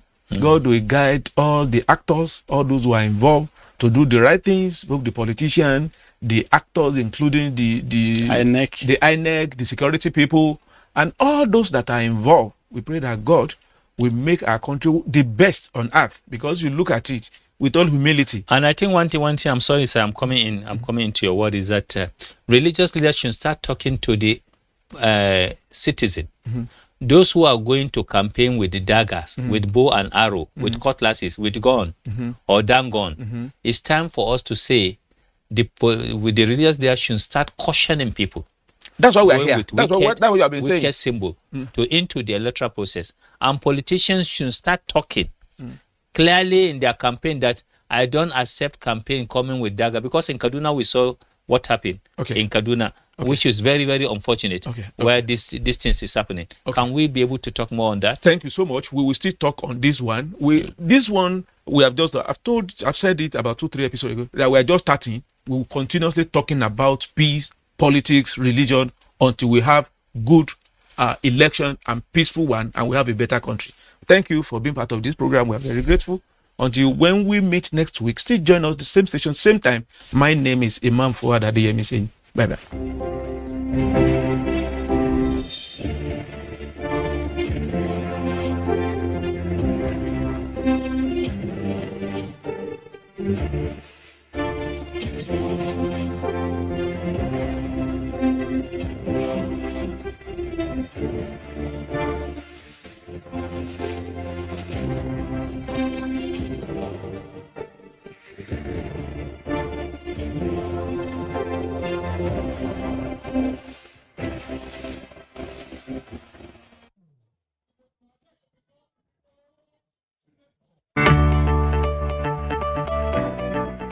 And welcome to another amazing edition of Your Weekend. I'm telling you, it has to be heat and it has to be steamy, it has to be hot, but we've decided that, somebody has to tell a story that is family oriented.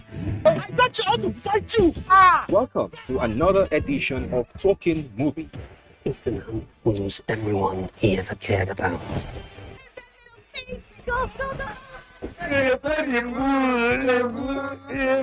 See, when you say plural, you can't call water. You can't see, you don't excavate water.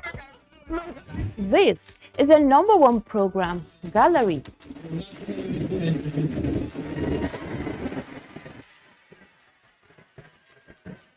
Do you love to gist or gossip? It's not a joke. It is extremely wrong. And we cannot take it. Hello everyone, welcome to another exciting episode of Whip and Grill.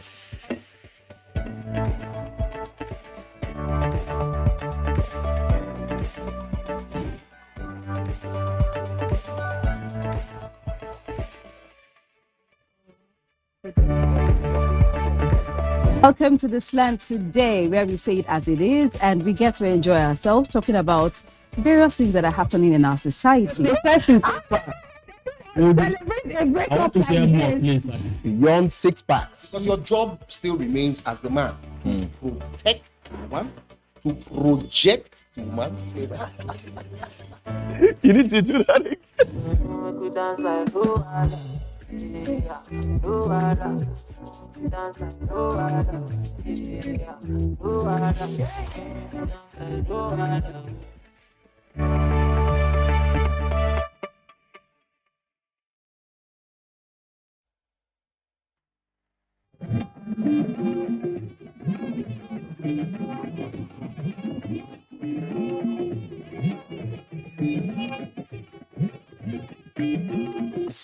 This is the network service of the NTA.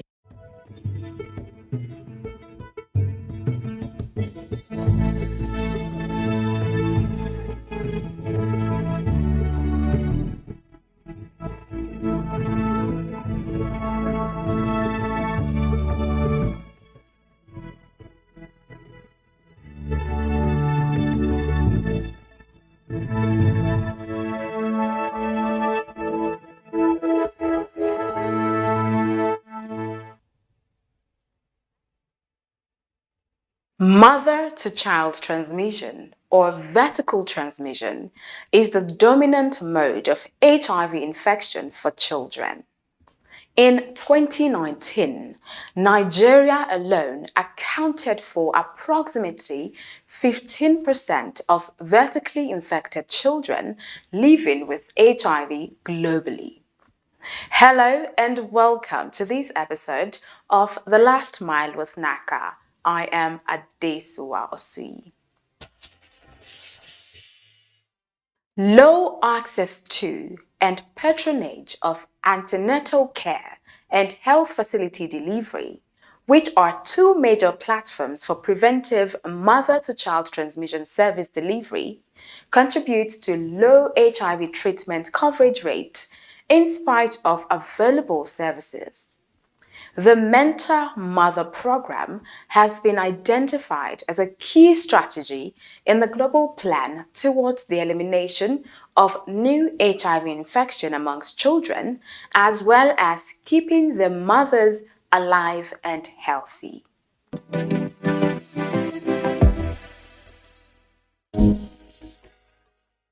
In Nigeria, as in many countries, prevention of mother-to-child transmission (MTCT) services are primarily facility-based, requiring clients to continuously access healthcare facilities for care and treatment. However, the implementation of this program has been especially challenging in rural areas with low maternal health service utilization. When they do access healthcare facilities and are tested positive for HIV, the emotional distress, fear of stigmatization, violence or abandonment can lead to poor maternal adherence to antiretroviral therapy, which increases the risk of MTCT. The Mentor Mother program ensures that such women are provided the needed psychosocial support right from time of diagnosis and sustained throughout, facilitating their retention in care and complete access to needed services for them and their exposed babies. Since 2004, IHVN have been supporting NACA to offer HIV services to those infected. This includes the PMTCT services, prevention of mother-to-child transmission. And the PMTCT program in IHVN is built on 4 prongs. The first prong is to prevent transmission of HIV to women of reproductive age. The second prong is to prevent unintended pregnancy among women that are HIV positive and are within their reproductive age. The third prong is to prevent mother-to-child transmission of HIV among women who are already infected with HIV to their unborn babies. And then the fourth prong is to provide care and support services for women infected with HIV and their family at large. And in trying to meet the needs of these women, we discovered there is need to bridge certain gaps in the PMTCT cascade that was identified. And some of these gaps are denial in women newly infected, fear and discrimination, not wanting to adhere to medications and treatments for HIV, either based on lack of knowledge. And so because of that, we felt we needed people that have passed through the PMTCT program that could serve as role model to those that are newly infected and even those that are previously known infected, HIV-infected women. Those that could freely talk to these women, counsel them based on experience and not just out of book knowledge. And so that was what gave birth to the Mentor Mother strategy. A mentor mother is usually recruited from the pool of experienced members of mother-to-mother support group of each facility to ensure familiarity with the health facility, the adjoining communities, and the other HIV-positive mothers. So the mentor mothers are carefully selected based on certain criteria. The mentor mothers are selected based on the fact that, one, they are people that have first-hand experience of being somebody living with HIV and have passed through the PMTCT program with success stories of having negative babies. Secondly, they are willing to disclose their status to other women that are HIV positive. Above all, there must be that willingness on the side of the mentor mother. And then she must have the time, because she needs the time to work at the facility and also visit the clients at the community. Another criteria we look at is that the mentor mother has to be from the facility where she is going to be a mentor, because it's important that she know the group of people she is dealing with. It's important that she understands how it works. And most of the times you discover that most of the clients in a particular facility are from that community. And so it makes it easier for her to reach out to them without much fear of stigmatization. When the IHM bring the information that they need volunteers, yes, I came out to be one of the volunteers because I don't want women to suffer, because when their baby come out, they are positive. And when their baby come out positive again, it will not become an easy thing for them. To come and collect their drugs alone, they will be thinking, how many will I come and how will I do to come and collect my drugs? Talk less of when baby comes out positive again. How can they feel? That's why I took up the things. I said, I will make sure that no woman I mentored that will come out, the baby will come out positive. So that's why I came out to say, I want to be a mentor mother. A mentor mother is often preferably selected from the local mother-to-mother support group and is based on certain criteria. At recruitment of these mentor mothers, we give them a comprehensive 3-day training that runs across all the basics of HIV and PMTCT. We also discuss, as part of the training, tracking. We also discuss communication, because the way you talk and how you need to rephrase certain things to make clients understand. So we train them on home visits and what care of the patients outside the facility. But after that, we do on-site mentoring. We have our program staff across all the facilities that work with these mentor mothers to follow up on their activities, train and mentor as the case may be. Where there are places they don't or things they don't understand, we put them through. So it is not a one-off thing. It's a continuous process. As they work within the facility, there are people that guide them. There are people that monitor and mentor what they do.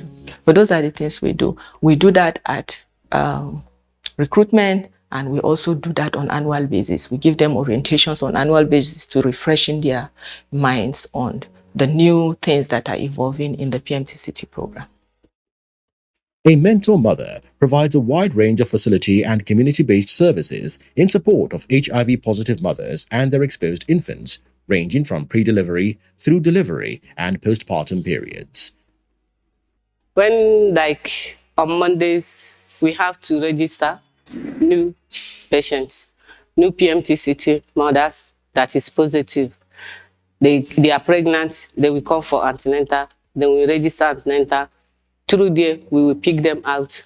We will bring them here in this office, mentor mother office.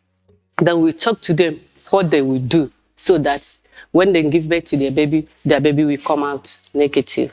The baby will not come out positive. Meanwhile, I have never mentored any mother, the baby come out positive. All of them is negative. Then after we send her for the test, we will now write septylin for the baby. She will go and collect the septylin. She will continue giving that baby the septylin and continue breastfeeding the baby until 9 months. When the baby is 9 months, the mother will bring the baby back. We will conduct another test for the baby. We call that one first rapid test. Then when the baby do the test, whether it's positive or it's negative, we don't mind. Because why we are doing it like that, some children, they are still sucking breast, they will come out negative. Some, they will still sucking breast, they will come out positive because of the mother antibody is still with the baby. But after 9 months, when the baby is 1 year and 3 months, we will conduct another test again, which we call second DBS test. Then, if we do the test, the baby will come out negative. You can see that the 9-month-old did not work again now because of the mother antibody. Then, after that 1 year, the woman will stop the baby breastfeeding.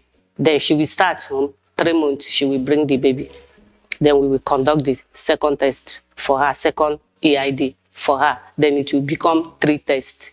After that one, we will give her another 3 months again to go back. That time, the baby, everything the baby sucked from the mother is out. Then the baby is 1 year and 6 months, which is 18 months. The mother will bring the baby again for what we call final outcome. When the mother comes, then we will test the baby with kits again. Then that one we call it rapid test, the final test for the baby. Then the baby will not come out negative. Then we will close the chapter of the baby and the mother. Then till when the mother take in again, she will not come back again. We will mentor her. Antenatal care is one of the major platforms for PMTCT service delivery. Why we want them to come to antenatal? Because the baby can still be infected when the baby is inside the womb, when the baby is breastfeeding, and through delivery. If she did not know her status, when she came for antenatal, then register her in antenatal, we discover her there, we can put her on drugs, put her through PMTCT, prevention of mother-to-child transmission. Then, after that one, the baby can be infected through delivery. Because that's why we tell them, don't deliver at home. Because you can deliver at home, when the baby is coming out, the baby can suck blood. The baby can suck water that is coming out of the mother. Then, when the baby suck that in, nobody will take care of that baby at home. Definitely the baby will be infected. Another chance for the baby to be infected through breastfeeding, because the breast milk the baby is sucking, the thing is there.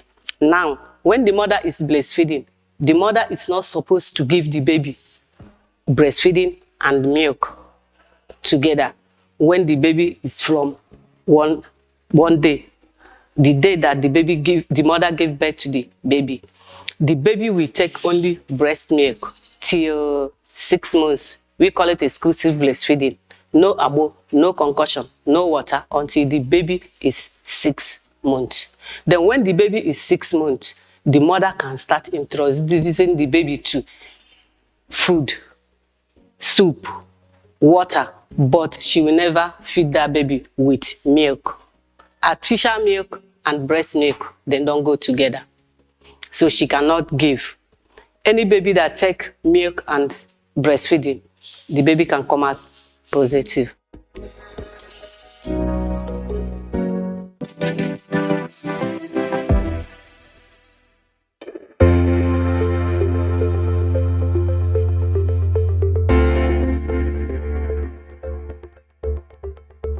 Unequal access to HIV prevention and treatment services perpetuate HIV among vulnerable population groups. This year's World AIDS Day seek to equalize access across populations that are marginalized among vulnerable and key affected population groups by removing economic, social, cultural, and legal barriers to HIV prevention services across population groups that are vulnerable to HIV. Globally, we call for equalize. Locally, we say equalize to end AIDS.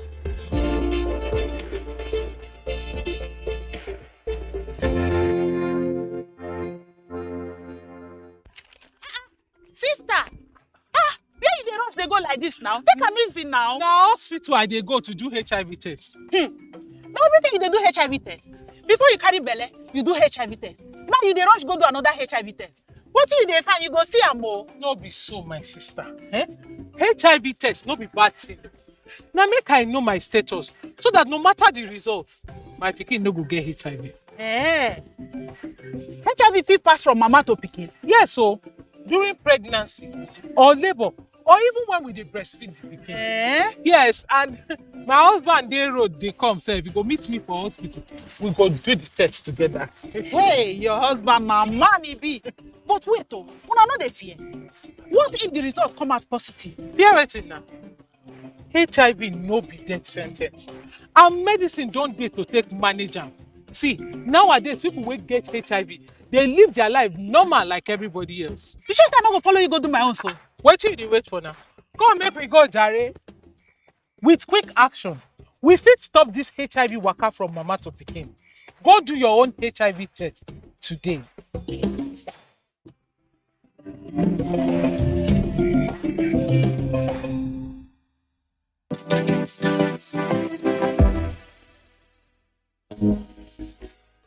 The issue of sustainability is one of the challenges the Mentor Mother program faces. The major challenge we are envisaging is sustainability. How to sustain the Mentor Mothers activities beyond donor fundings. When there's no longer fundings coming to the donors in country, what happens? Do we stop the Mentor Mother activities? Because as it is, all the Mentor Mothers in program are being supported by this institute, to pay their transportation and, have communications across their activities. So I will want to suggest that the federal government, the state government should come up and, embrace this program, because it has proved that with the Mentor Mothers, we have high level of retention of patients in care. We have high level of, care for the women, and the prevention of mother-to-child transmission cannot effectively succeed without their services. And so if this is working so well for us, we need to look at it the second time and come up with modalities to, fit this into our policies within the country. The challenges is this, because we are human beings. Sometimes the mothers, you will give them appointment to bring the baby. They will not bring the baby. But we know how to follow them up. From the day one, we will collect their phone number, collect their address, collect everything, how church, anything that is closer to your house, that will make us, when we trust you, come. we will get you. We started with that one first. Yeah, it's working, but it's not working well. Because sometimes we will call them on phone. You're supposed to bring this baby today, but I have not seen you. It's okay, madam, tomorrow I will come. Can I come to the house and meet you and take the baby sample? She will say yes. She will give you address to Masaka. When you get to Masaka, she will switch off the phone. You will be stranded. When you look, you will not see the baby. You will come back. When you come back, you will continue tracking until you get the woman. She will bring the baby. Then you will attend to her. Then we come up to see that that way is not working out well. Now, when you come, we will talk to you and we will tell you that if you miss the baby appointment, if we give you 6 next month, you deliver this month on 7th of September, you are supposed to bring your baby again in 6 week time. You see that when you are waiting for them that 6 weeks time, they may be doing you like this. Then the time of that test will pass. Then we now give them one month. And when we give them the 1 month, before that 1 month to that 6 months, we will track them up, then we bring the child. And another thing we did to them that give us normal outcome now, we will charge them. We will tell them that if you refuse to bring this baby, you will pay 5,000 naira. Then where can I get the 5,000? So I will get that appointment. You understand? Then before the appointment in 2 days' time, we will call that person to remind you that you are coming for your baby appointment. And if you refuse to come, you know that you will pay 5,000. Say, hey, auntie, I will come, I will bring the baby. She will bring the baby. Then the day that she's supposed to come, we will call that person in the morning. As today now, you call that person, say, bring your baby. You say, I'm coming, I'm on my way. Then you bring the baby, you bring it. Poverty, a major driver of HIV, also poses a strong challenge to the Mentor Mother program. Before, they are registering antenatal cheap. You know, sometimes the women, they will say that they don't have money to register antenatal. You understand? When they come to the antenatal with 2,000 naira, then they will register. Some of them, we help them to contribute the money because we don't want their baby to come out positive. Some said they will tell you that they don't have anything. We will say, okay, come. We will help you. Women, mothers, we will register that person, follow her up. She give birth. She will deliver her baby. But now, the amount of money they are using to register for antenatal is much. So some of them, you will talk. They will not agree to register. They will say the husband don't have money to register for the antenatal. But if it's free antenatal, yes, they will come. They will register. You understand? But this one, you will talk. They will tell you that I want to register, but I don't have money. And we, by then, maybe the time the woman need to register the antenatal, we don't have money to support the woman. But if the antenatal is free, she will register. Because there is sometimes they used to do before 1,000 naira. Now this test 1,050 naira or 1,2. Now the test is 2,050 naira. Then the person that the husband don't have money to register, it's only the test. So you will still go for scanning. You will still do another test like hepatitis and others, but they will say they don't have the money. But if all these things is free, why wouldn't they come? Sometimes you will call the women. Some are ashamed to tell you that I don't have transport. You understand? But when you call her today, call her tomorrow, the next day, you will sense it by yourself. You say, madam, open up, tell me your problem. She will say, okay, auntie, I don't have transport. You say, oh, yeah. Where are you coming from? She will tell us. If it's the one, we have to tell you the truth. The one we can afford. She will say, okay, madam, come. We will give you the transport. Mentor mothers are an acceptable PMTCT intervention among stakeholders in Nigeria.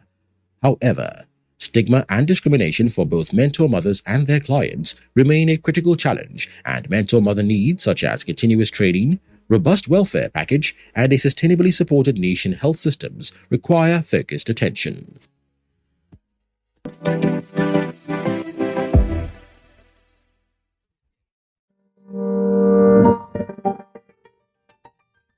Every year on the 1st of December, we mark World AIDS Day.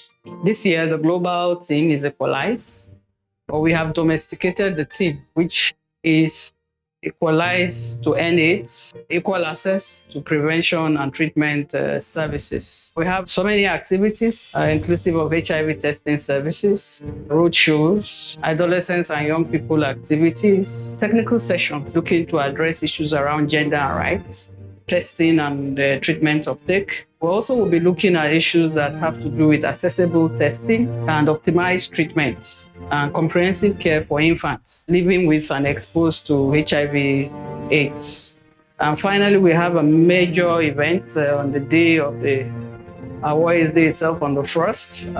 Then we'll be having launch of strategic documents, and we'll have key partners also giving messages, speaking to the team. We believe if we equalize, we'll be able to take care of issues around inequalities among the marginalized and key population and end this before the year 2030.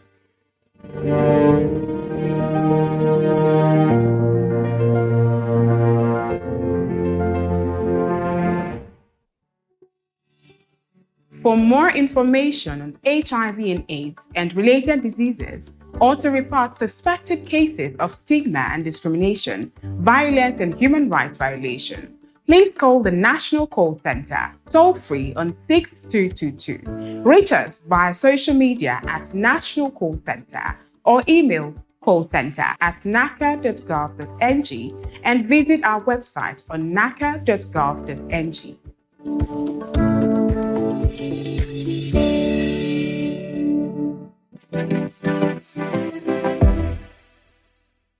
Thanks for watching, and as we draw closer to the 2022 World AIDS Day celebration on December 1st, let us equalize to end AIDS. Do not stigmatize or discriminate people living with HIV. And lastly, know your status and take action. Till next week, on The Last Mile with NACA, I am Adesu Walsi. Goodbye.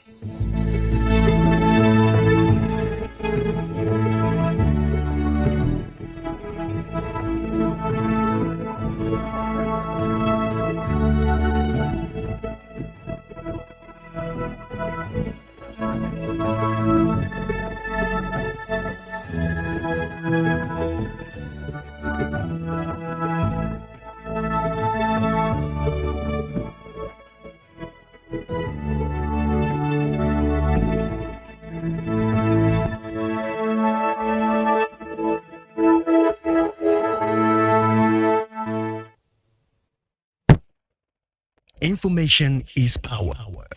Everyone wants power. So feel powerful with the NTA News mobile app, the one-stop information center. Real news at your fingertip.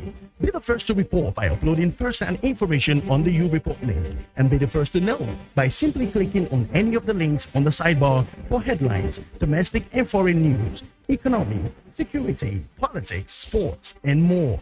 Stream live on your smartphone and tablets and stay connected. It's pretty easy. Simply download NTA News app from your Google Play Store and you're good to go. NTA News mobile app, your access to real-time information. There's just something about speed and simplicity, but that speed and simplicity can be deceiving when you get behind the wheel. 30-year-old Emily sent this text message to her husband: "I love you and I'll try to make you happy." Moments later, Emily was killed when her car slammed into the back of a tractor trailer.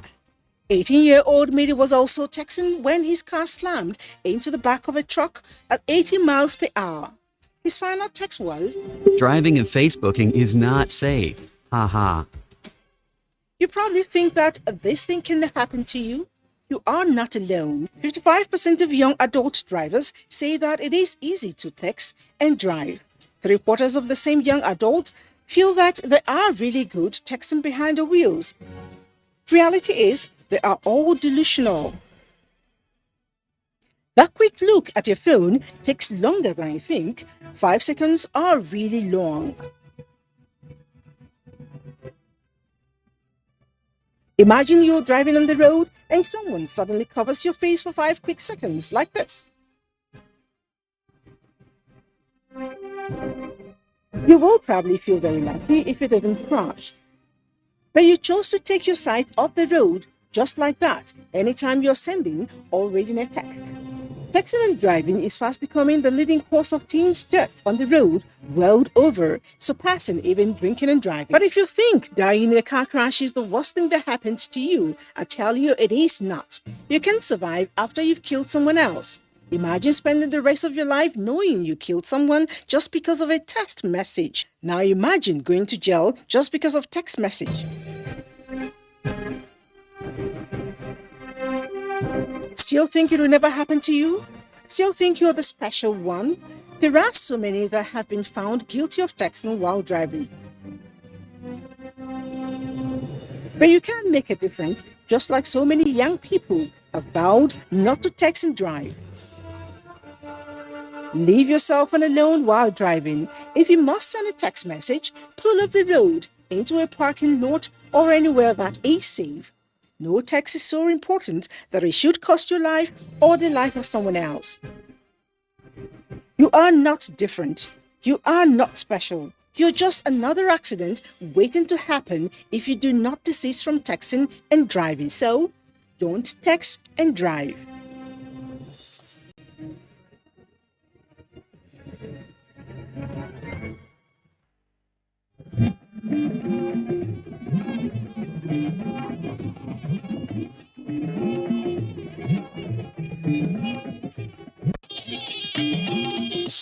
This is the network service of the NTA.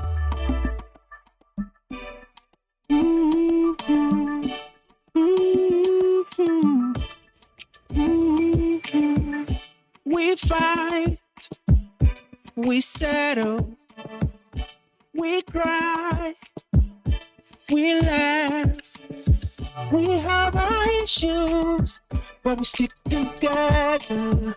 We are bound by water, we are bound by blood. It's up together.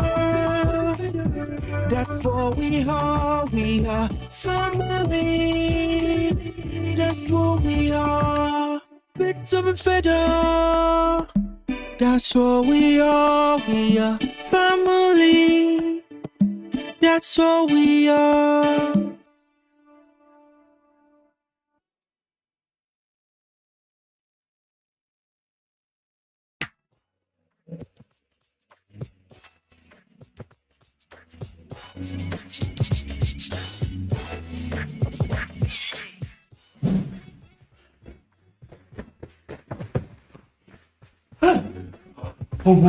Àwọn guests fẹ́ kó mi jẹ tán ni wọ́n fẹ́ lábí tán mẹ́. Ọmọ crazy man. Ọmọ na sweet boy kò ní sweet boy like. Biro!